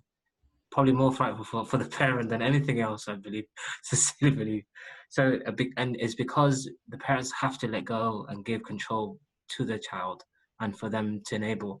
And I think my anxiety comes from the worry of, have I given my children the tools for them to navigate this sort of complex time? And I think outside of the house, that you're no longer the government. You can't govern them. You can't protect them any longer. And I think I'm just, yeah, I don't even want to think about it, guys. So that's one thing. We talked about the realities of social media and all its formats and things. And I think that there is a huge conundrum that we can't do. We can protect them for it and say, look, you can't go anything at all. But the moment you turn away, how can you protect them? So I think that's a real challenge for us to deal with. The advice we're giving is focus on their extracurricular activity, as well as obviously getting them to study. But in terms of nurture their skills, their talents, building, I think I would rather rephrase it as the imagination of the future, and all those practical skills they never teach in school, like how to manage money, how to finance, how to invest, and having these conversations. We also talked about the realities of the children just trying to make sense of it, and the power struggle between the parent and the child, and also following the sunnah is really important, because that sets the path for us as well, in terms of being playful with them, then disciplining them, and then giving them their reliance and independence. I'm just summarizing. And I think that was a huge time. So I think in terms of secondary school education, the idea is, the reality is, the extracurricular activity outside the classroom from our discussion today seems to play a larger role than actually the content of what they're trying to study themselves.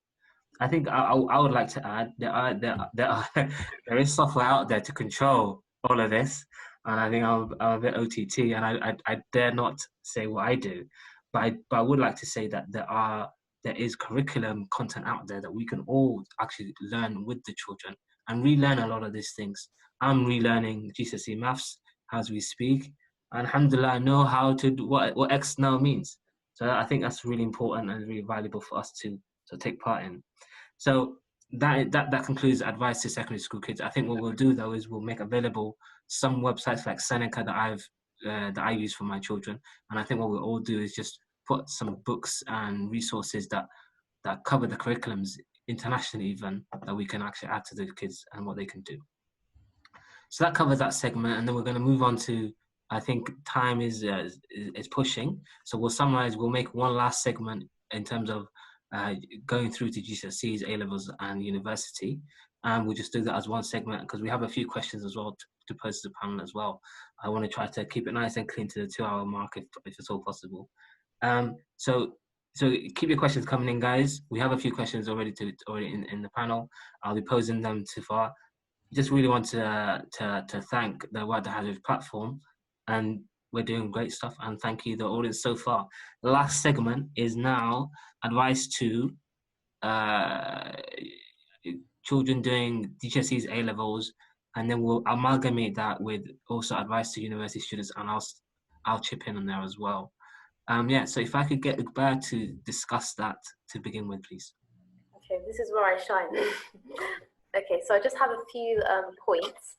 Yeah. I know the GCSE and the A-level stage at this point, some students' exams have been cancelled, but for those who are, approaching this next section, I think it's really important, especially in the summertime, to plan ahead and to get started. So the way that we can do that is that there is a lot of information and resources out there, and it can be a bit overwhelming, but I think the most important thing is to look at your exam criteria, but also the specification and your syllabus, because that's where everything is. And I think that we can't underestimate, past papers. You just have to get the past papers out, and that's really the most effective way. But also understanding that there are so many different techniques, and it's not going to suit everyone. So please don't watch a YouTube video and think, oh, that's exactly what's going to get me from A to B. It won't. You have to find what works for you. And sometimes linking this with timetables, they're really great for structure and also scheduling, but sometimes they can be a little bit off-putting because it can be daunting, especially if you do to-do lists. So what I found useful is at the end of the day, writing what I have done, because sometimes, when you write in the morning your to-do list, you don't get most of that done and you feel really unaccomplished. But sometimes at the end of the day, if you actually wrote what you have done, you do know what you need to do for tomorrow, but you also feel accomplished, And another thing I would say is that time, don't measure how successful your revision is by time, because you can sit there for hours and, nothing could go in, that doesn't actually mean that you're revising if you've been sat there for hours. What you need to do is figure out what you have learned. I think that's much more useful. And take breaks. I think that we need to emphasize taking breaks because it's so crucial.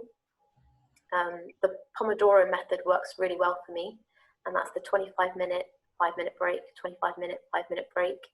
It really refreshes your brain, and sometimes you feel like you don't need to take that 5-minute break, but a lot of it, just refreshing your brain for those 5 minutes is really useful.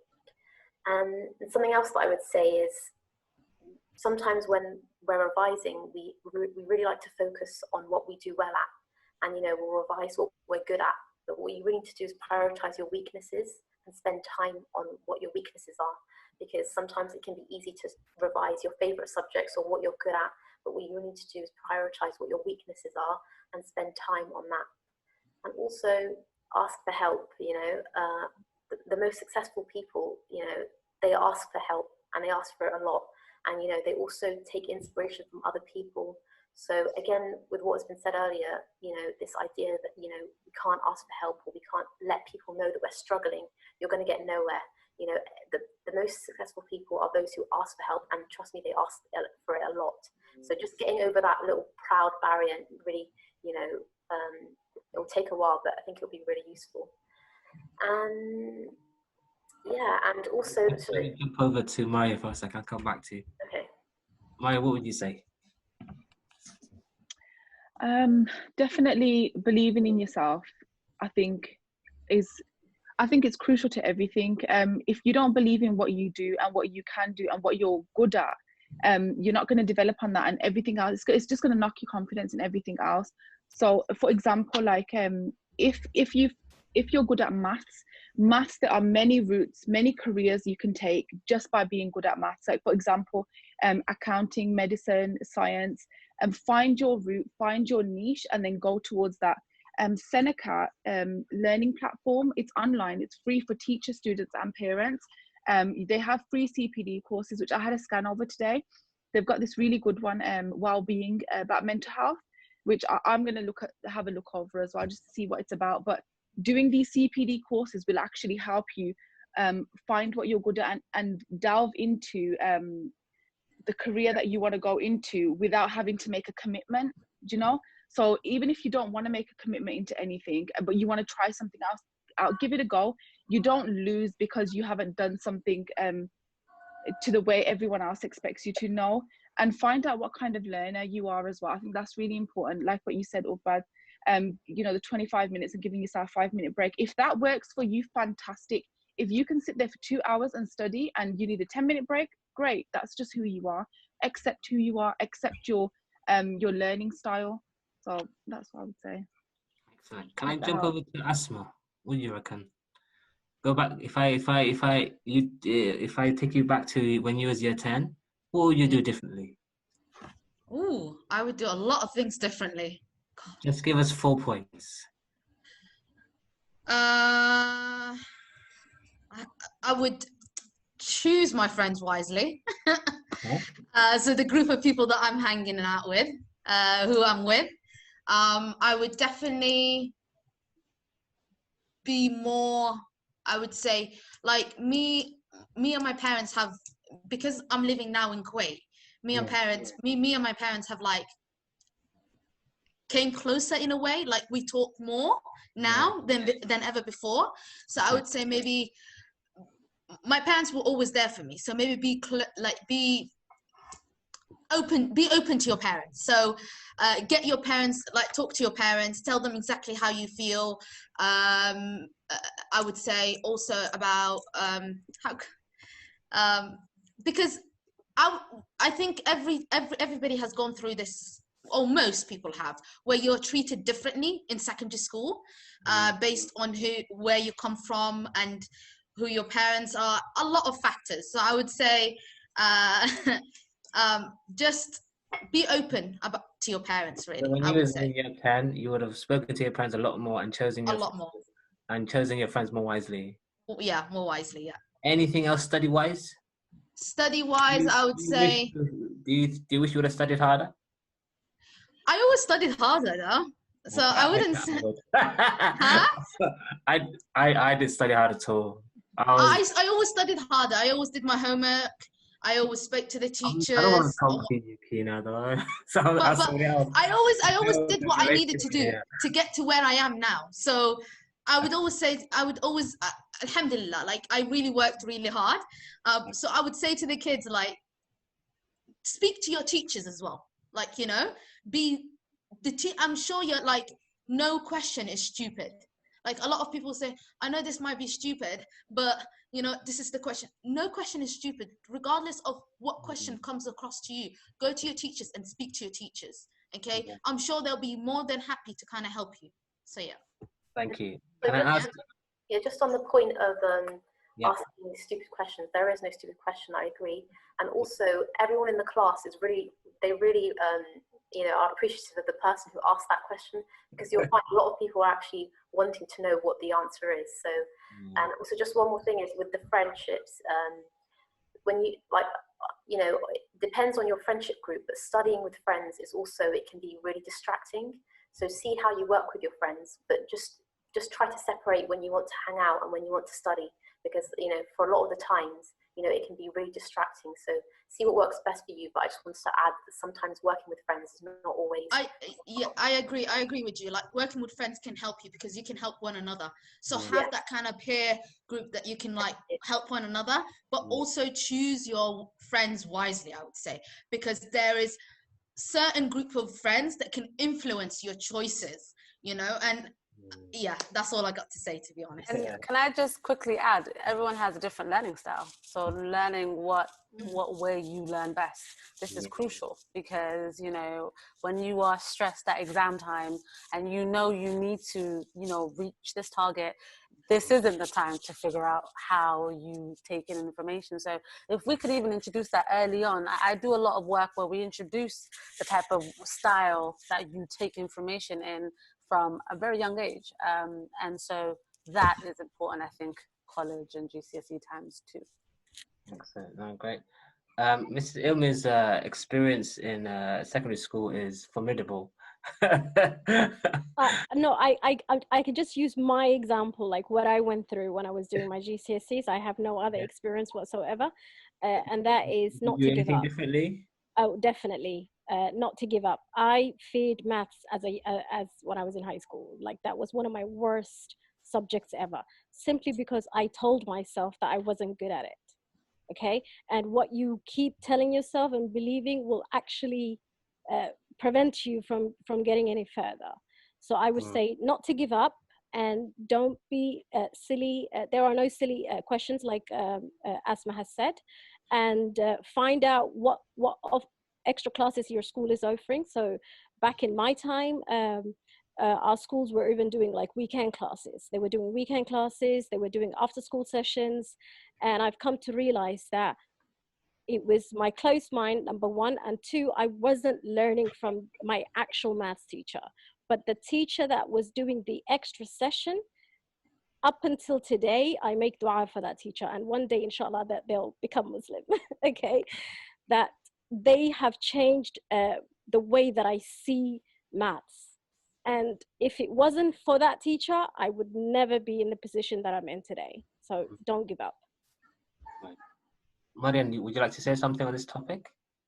And yes, I would say if I could go back, I would definitely choose my friends and more wisely and have better friends, and take my learning seriously as well. It's a very crucial time, and because the choices that we make at that age, you know, have a huge impact on our future later on.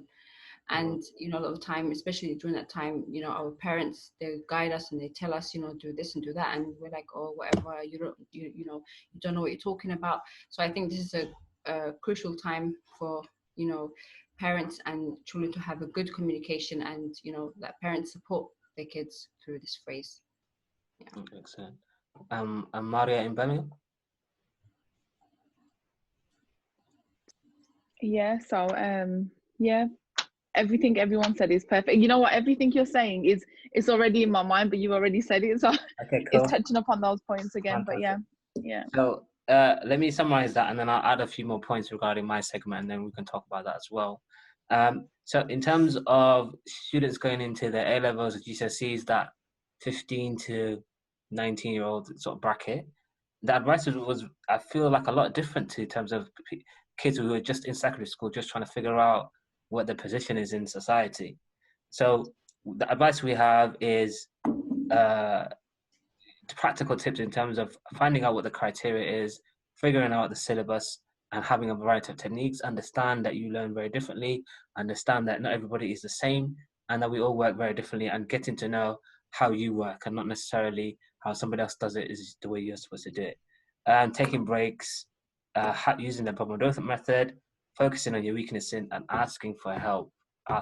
You guys have reiterated that a lot.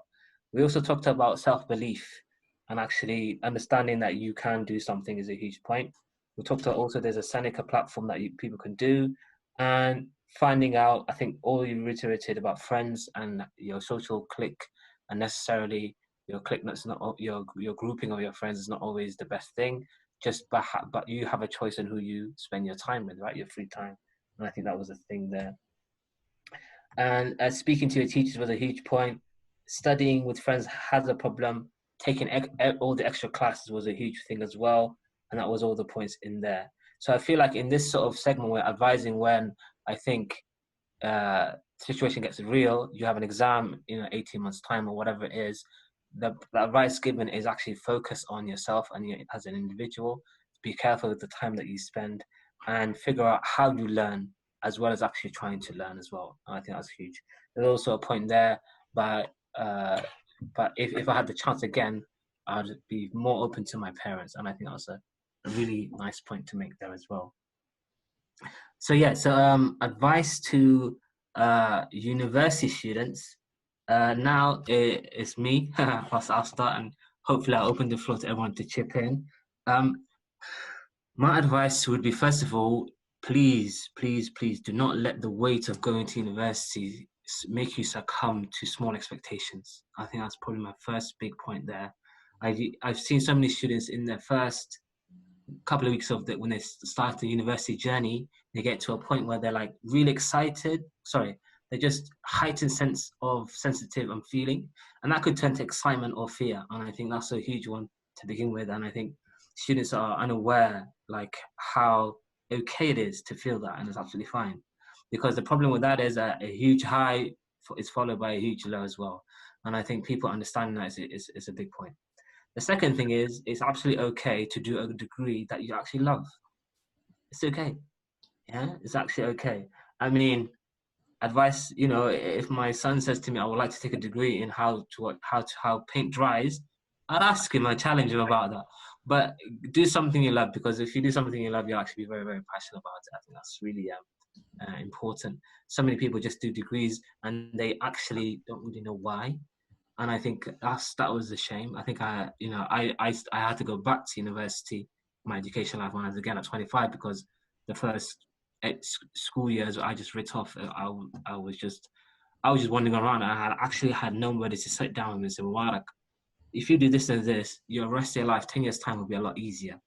And nobody really said that to me. I think people harassed me and people told me, but nobody told me why. And I think figuring out why you want to do something is fine. If I could redo it again, I definitely would have taken a gap year and seen a lot more of the world before I actually went and committed to a 3 or 4 year course of university. And I think that's a huge thing. The problem with a 15-year-old is that they think they know everything. And like you've actually conquered, you find out what the entirety of life is all about. And I think, unfortunately, that actually follows through when they come into us and in the first year of university.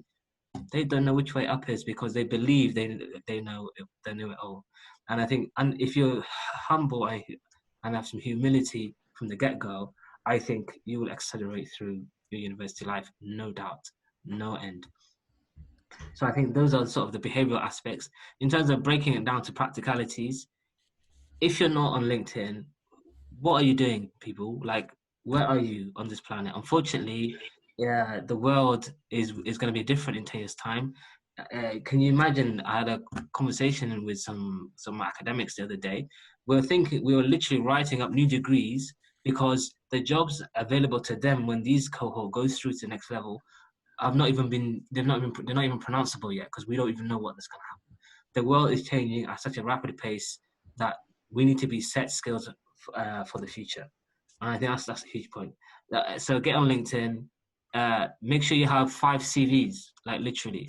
You know, when the kid says he's 8 years old, you know, I want to have this particular job in that particular area, in that particular thing. And then, you know, suddenly, you know, I remember I spoke to my careers advisor, year 9, is what you want to be. I said to him, I want to be a pilot. That ended half an hour later because I realized that and nobody else was backing me up. Nobody said, oh, what? Yeah, you can fly a plane, no problem. Nobody said that to me. Actually saying to the child, you can do something is huge. Even if they are a teenager who doesn't believe in themselves yet, you can instill that in them. So I think, sorry? Can I just add to the advice that you're giving university students? I genuinely feel like not everyone's journey is the same. Not everyone's university journey is the same. Yeah. I was actually in my second year of university when I took a job abroad and kind of moved my learning to be distance learning while I did the job abroad. So that was, 2011. Now, obviously, things have changed. But I genuinely feel like if you are currently in university and you feel like you cannot learn at that time, take a gap year, take a break, take a job abroad. The thing is, people have this thing where you have to finish within that time, but no, you don't. Yeah. My class was full of people who came back to university, people who studied later on. Don't pressure yourself if you feel like you can't. 30% of all students are mature students. Exactly. It's not a big deal. Yeah, carry on, sorry. No, that's the point I wanted to make. Don't compare your university journey to everybody else's, because yours can be different and it could work for you, So if I had listened to everyone who told me don't travel to the UAE, stay, my life would be different right now. So do what you need to do for you. Yeah, no, absolutely. So just to finish my point there about having 5 CVs, I think you should have 5 different career options. Like, be happy to become, if you want to be a doctor, you can also be a radiographer or a specialist nurse or an engineer for those labs or whatever they do. I mean, I can't touch anything to do with blood, but that's me, right?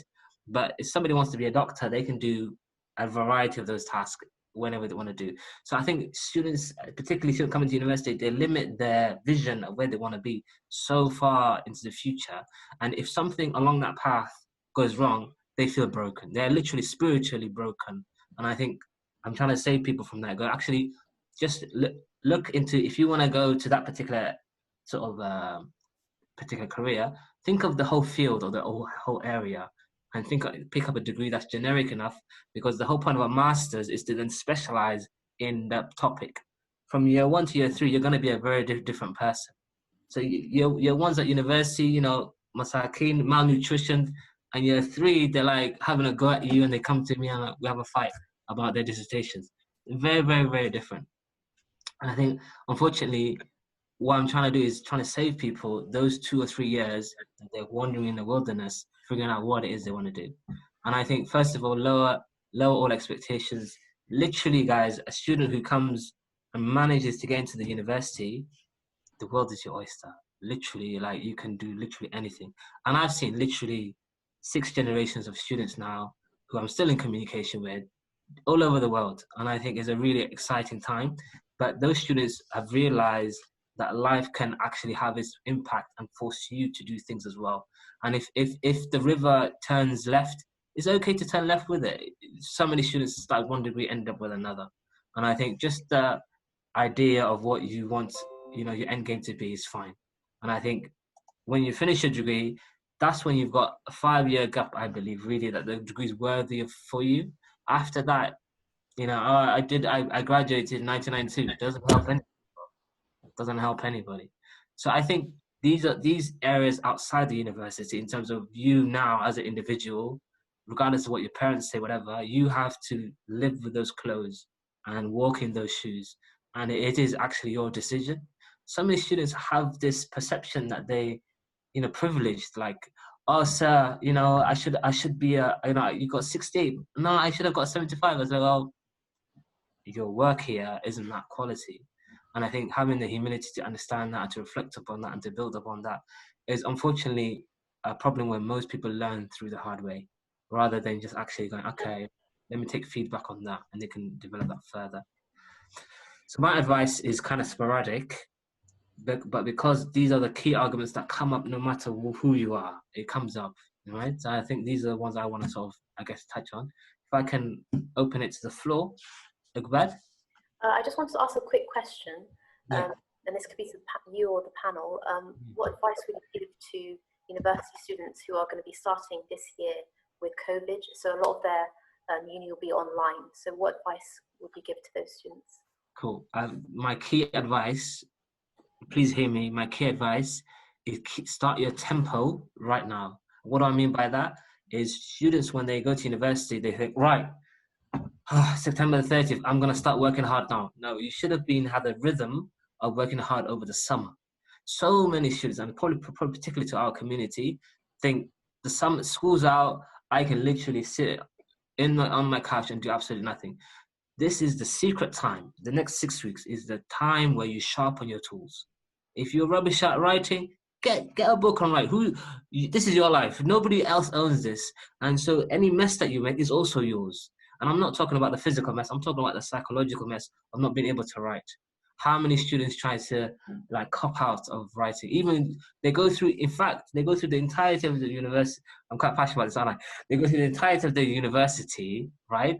And they go to their job interview, they sit in the job, and they are unable to talk, unable to tell them and speak, unable to get that job. And then they wonder why. It's because the most of your life, man, you've been copying out about trying to do the basic reading, writing, articulating, talking, speaking, understanding, building relationships, doing the hard work.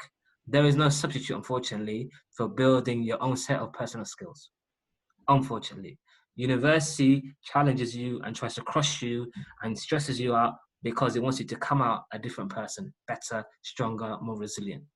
So my advice is, over the next 6 weeks, figure out if you're not good at reading, get on with your reading. Even if it's like just building discipline, going to the gym every day, it builds a habit in you that when you go through university, you'll do. The people who say, yeah, I'll get it when I start university, then I'll work hard, you've already lost. You've already lost. Sorry, let me calm down now. Does anyone want to talk? Could I just... Yes. Yes, can I just add about the last point you made? And what, young people have to realize, and also parents, is that, and, the same way exercise makes your body strong, learning and practicing makes your brain strong, and as you said, if you struggle in a particular area, just keep practicing until you get there. Nobody is perfect, and it takes practice. So that's one thing I would suggest. Excellent. Zamzam? Okay, the only thing I would add, thinking back when I was, you know, in uni, is maybe do the reading up. So check up all the units that you're going to be covering for the first semester. Find out what books you're going to be using, because the universities do give that information out early on. So read up on that, find out any theories that are going to be used in the first couple of months, research on it a bit further. So just go ahead, so then you don't feel all lost and a bit overwhelmed when September comes, inshallah. Excellent. Would anyone else like to add to that? Yeah, I'd just like to add, with regards to practicing and improving, I think especially when you get to university and you're now expected to carry out academic writing, I think reading research articles will help with that, because then it will help you realise the style, and because there's usually a particular style that they're looking for. And so also, I guess, with drafts, you know, don't expect to write a perfect draft straight away, because what you'll do is you'll procrastinate. So just write a first draft, and then you can fix and add later on. But just get something on paper, and then you can edit later on. Excellent, cool. I think we'll finish that segment there. We're going to go to questions in a moment. But before we do, I would just like to get everybody's handles. If audiences want to contact you, if you're happy to be contacted, how would they do that? Can I ask Iqbal first, because you were just on the mic?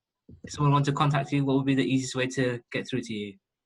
It will probably be on Twitter, so Iqbal_A. And also, if anyone would be interested in following the project, that's at Bristol15 on Twitter. Okay, cool. We'll put that link in there. Good. Asma, if I came to see you in, was it Kuwait, how would we contact you? I would say via email, firstly. So if they want to contact you via email? Well, yeah, via email it will be, yeah. We'll make that available later. Cool. Maryaa, in Brummy, other than going to Small Heath, how will we get through to you? Small Heath. You can contact me through Instagram, so it's Maryaa_. But again, I'll send you my information, and you can just pass it on. Cool. And you're happy for people to contact you? Yeah, not a problem. You can DM me. Right? You need someone to talk to? Come on, I'll have a chat with you. Not a problem. Excellent. Thank you. Anisa, how can I get through to you? You can find me on Instagram, Anisa_unplugged, or through our company Instagram, Unplugged Initiative. And yeah, I'm more than happy to answer any questions. A lot of people always ask me questions about like finishing uni and teaching in the UAE, so I'm more than happy to help with that as well. Because yeah, you're a big powerhouse over there, so inshallah I'll have somewhere to stay when I come to Abu Dhabi. This is Maryan Yusuf in Germany. Yes, you can find me on Facebook and Maryan Yusuf, or on Instagram at Maryan806. So that's the best way. Yeah. Excellent. And I believe Zamzam as well. What's the best way to get through to you, Wallah? I'm a bit active on Facebook because I'm constantly posting resources and stuff like that. So I would say that's the best way. So through your Facebook group, yeah? Yeah. Cool. Oh, no, directly to me, because they may not be in the group, so they can just message me directly, yeah. Right, we'll make your details available. Cool. I'm available at Somali Student. It's going on for 4 weeks, guys. I'm quite proud of it. I know it's a bit childish, but hey, it's cool. I enjoy it. So if anyone actually contacts me on the through social media, I just use Instagram because I find the format of sending out a 2-minute video about myself and my life is fantastic. So that's that. So we'll make all our handles available. Inshallah, hopefully we can continue these conversations amongst all through our networks, inshallah ta'ala. I've got a couple of questions, and perhaps maybe Zamzam can answer this because I think I'm unaware of it. It's about LGBT lessons in school for kids. I know it's a hot topic. I know it's awkward, but I think it's worthy of figuring out what's the score with it all. Can I just not have my kids there? How do we manage this? Because I know policy is changing right now and it's getting far more exposure than before. Okay, so it was. Say we need to also be careful with what we say. You know, some of us are in certain contexts where we can't say, or like, you know. Okay. Yeah, just like. Say what you're happy in saying, inshallah. As politely as possible. Yes. Okay, so what I was going to say was it was due to be taught officially this September, like 2 months away, but due to the pandemic and what happened, they've now postponed it to the following September, inshallah.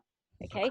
Now there is a way that you can, I've made a template letter that the parents can contact the head teachers if they want to be involved in part of the discussions, and there will be some sort of conversations being held in most schools. That's what parents are entitled to.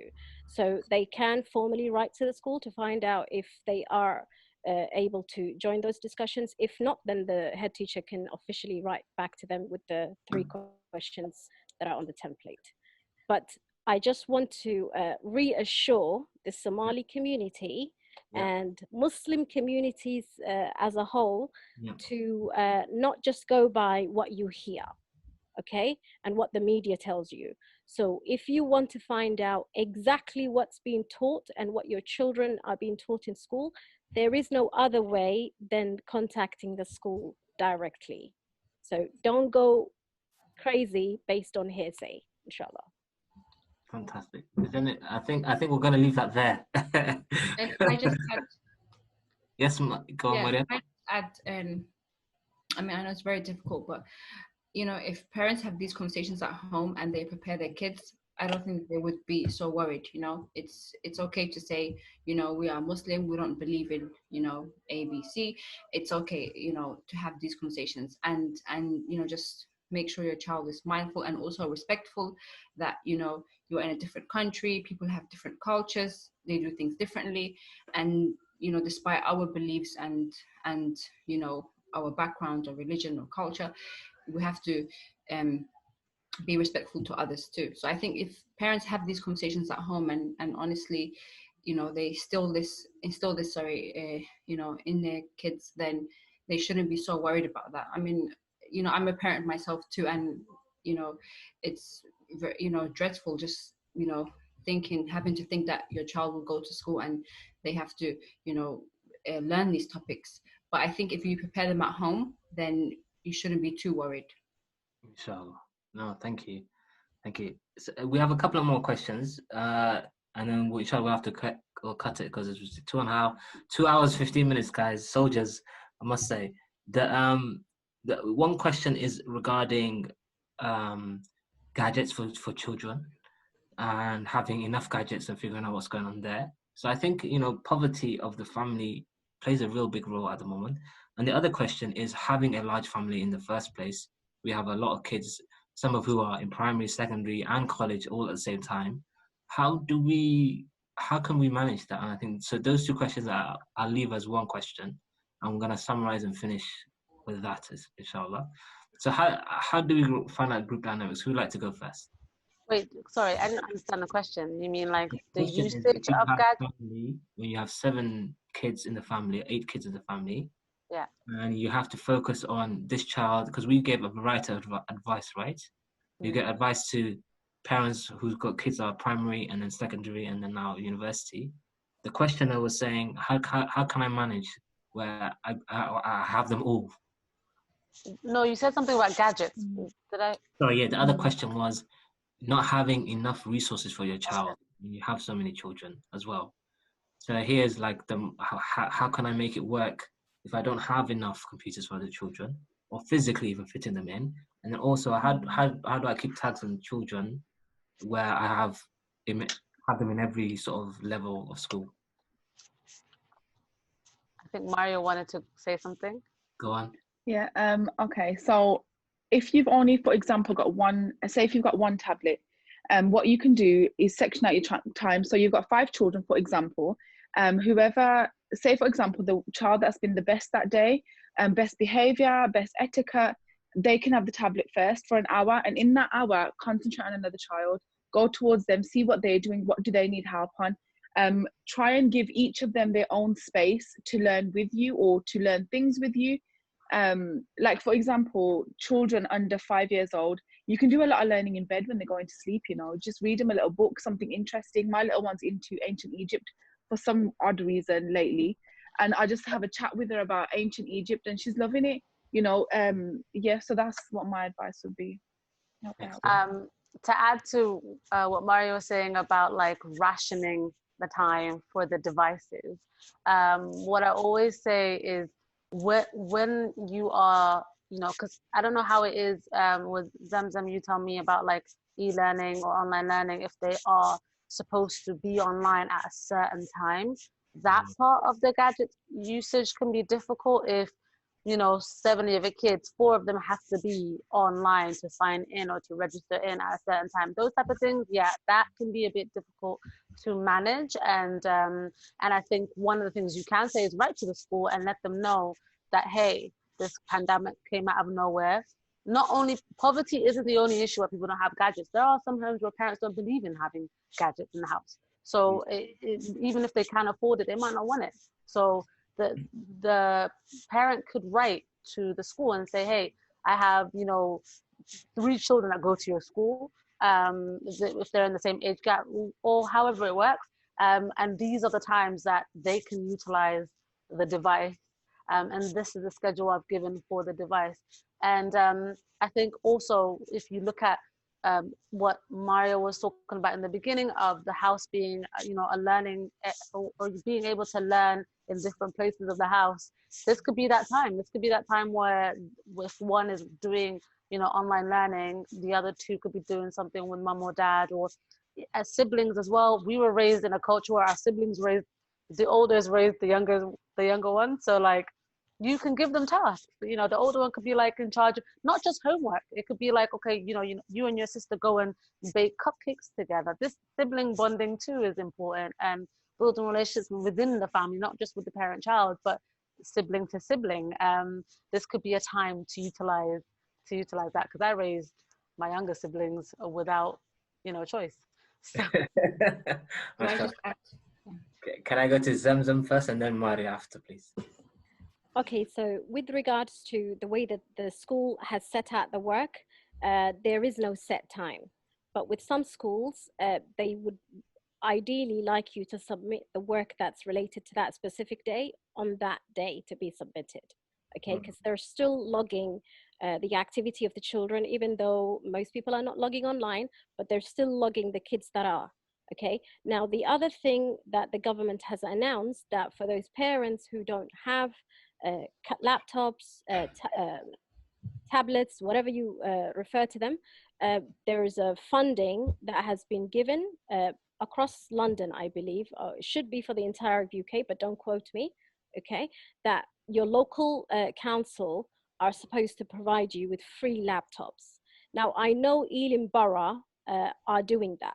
Okay, but it wasn't publicly advertised deliberately, I believe, because if that was something that you're trying to help your community, it should be plastered everywhere.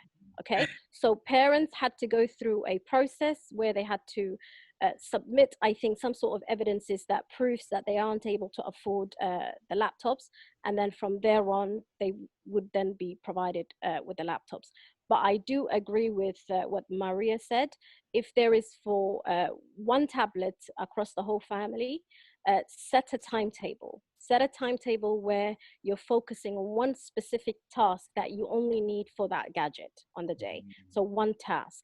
Everything else could be used through play, through resources, or maybe just the parent and the child just having a conversation. But I would say one task on the tablet, because then it becomes one child hogging that tablet for the rest of the day, and you're going to have tantrums in the house, which is not very wise. Excellent, cool. Can I get Asma's view on this? What was the question again? Sorry. The question was having a I caught you, I don't know. My question was sorry, it's late here. It's so late. Oh, so sorry. The question was having so many siblings, yeah, and having and just trying to work out a group dynamic, particularly. Okay, so yeah, so I would say like what Maryaa has said. Section your time. You know, I know that when I was teaching online and I was sending work, a lot of work was online. So there was a site for maths and there was a site for we would be planning daily and giving tasks for the kids. So a lot of the parents couldn't handle because they had triplets or twins, and it was just, and then we would we would have Zoom lessons as well, online Zoom lesson where I'm interacting with the kids via Zoom. So a lot of the parents couldn't handle it, and then they would email me and then say, can you please reschedule it because my other kid has, you know, because triplets and twins are not in one class. They are in different, because it's like a 5 formentary school, you know, so there's 5 classes in each year group.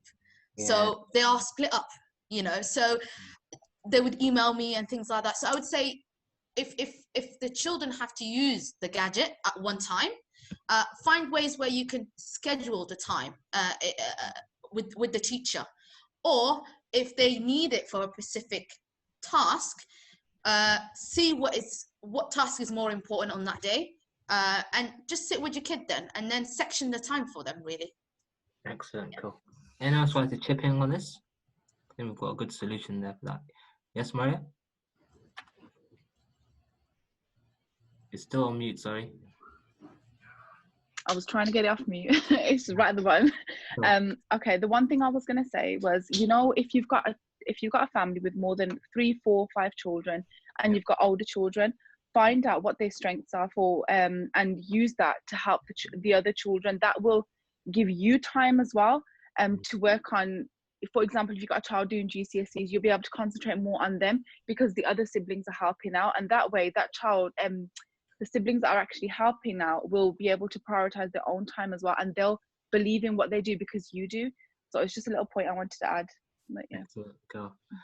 So I think we've covered the questions that we posed. I'm not sure if there's any more questions, but we're going to leave it there.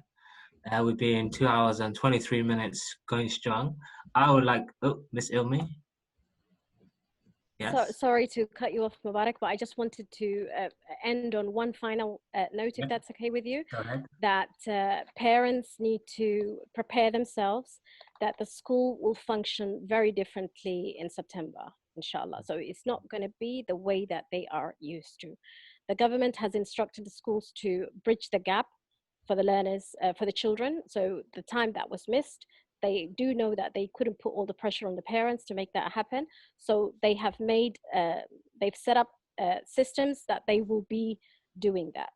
However, if someone can offer support in your local community that could help you in how to bridge that gap yourself, they can do that. And one last thing, there are some parents still under the impression that they can keep their children at home come September. That will not be the case. You now have to bring your children into school, and if you don't, you will be fined. So I just thought I'd share that. On a beautiful note there, Asma, did you have a point to make? Sorry. Obviously, schools will be functioning differently. Well, I don't know about in the UK what's happening, because they say they're going to open schools, then they're going to close schools. So I don't know what's happening at the minute, but I know that I'll be e-learning because that's what the government in Kuwait have said. So I would say be patient with the teachers. Like, I know whatever it's going to be happening, I feel like parents should be patient with the teachers because teachers are learning to do things differently now. So that's all I've got to say, really. Yeah. Excellent, cool. So with those points, inshallah, we're gonna call it a day. I would like to personally thank everybody who came to this particular panel. I think it's been really beneficial. I hope our community will actually listen to some of the points that we've made, and I think there's definitely something for everyone. If at the very least it highlights the context of how education is now changing, and I think the realities of us changing in this new post-COVID world, I think is really good. So I think from UAE to Kuwait to Germany to even Birmingham and London, thank you for everyone coming. Also like to thank the organizers, Wada Xaajood platform, the 7th section. I believe we've done them proud, and inshallah jazakallah khair and jazak to those organizers as well. Yeah, thank you. I'm gonna close the talk with that. So somebody press pause. Okay.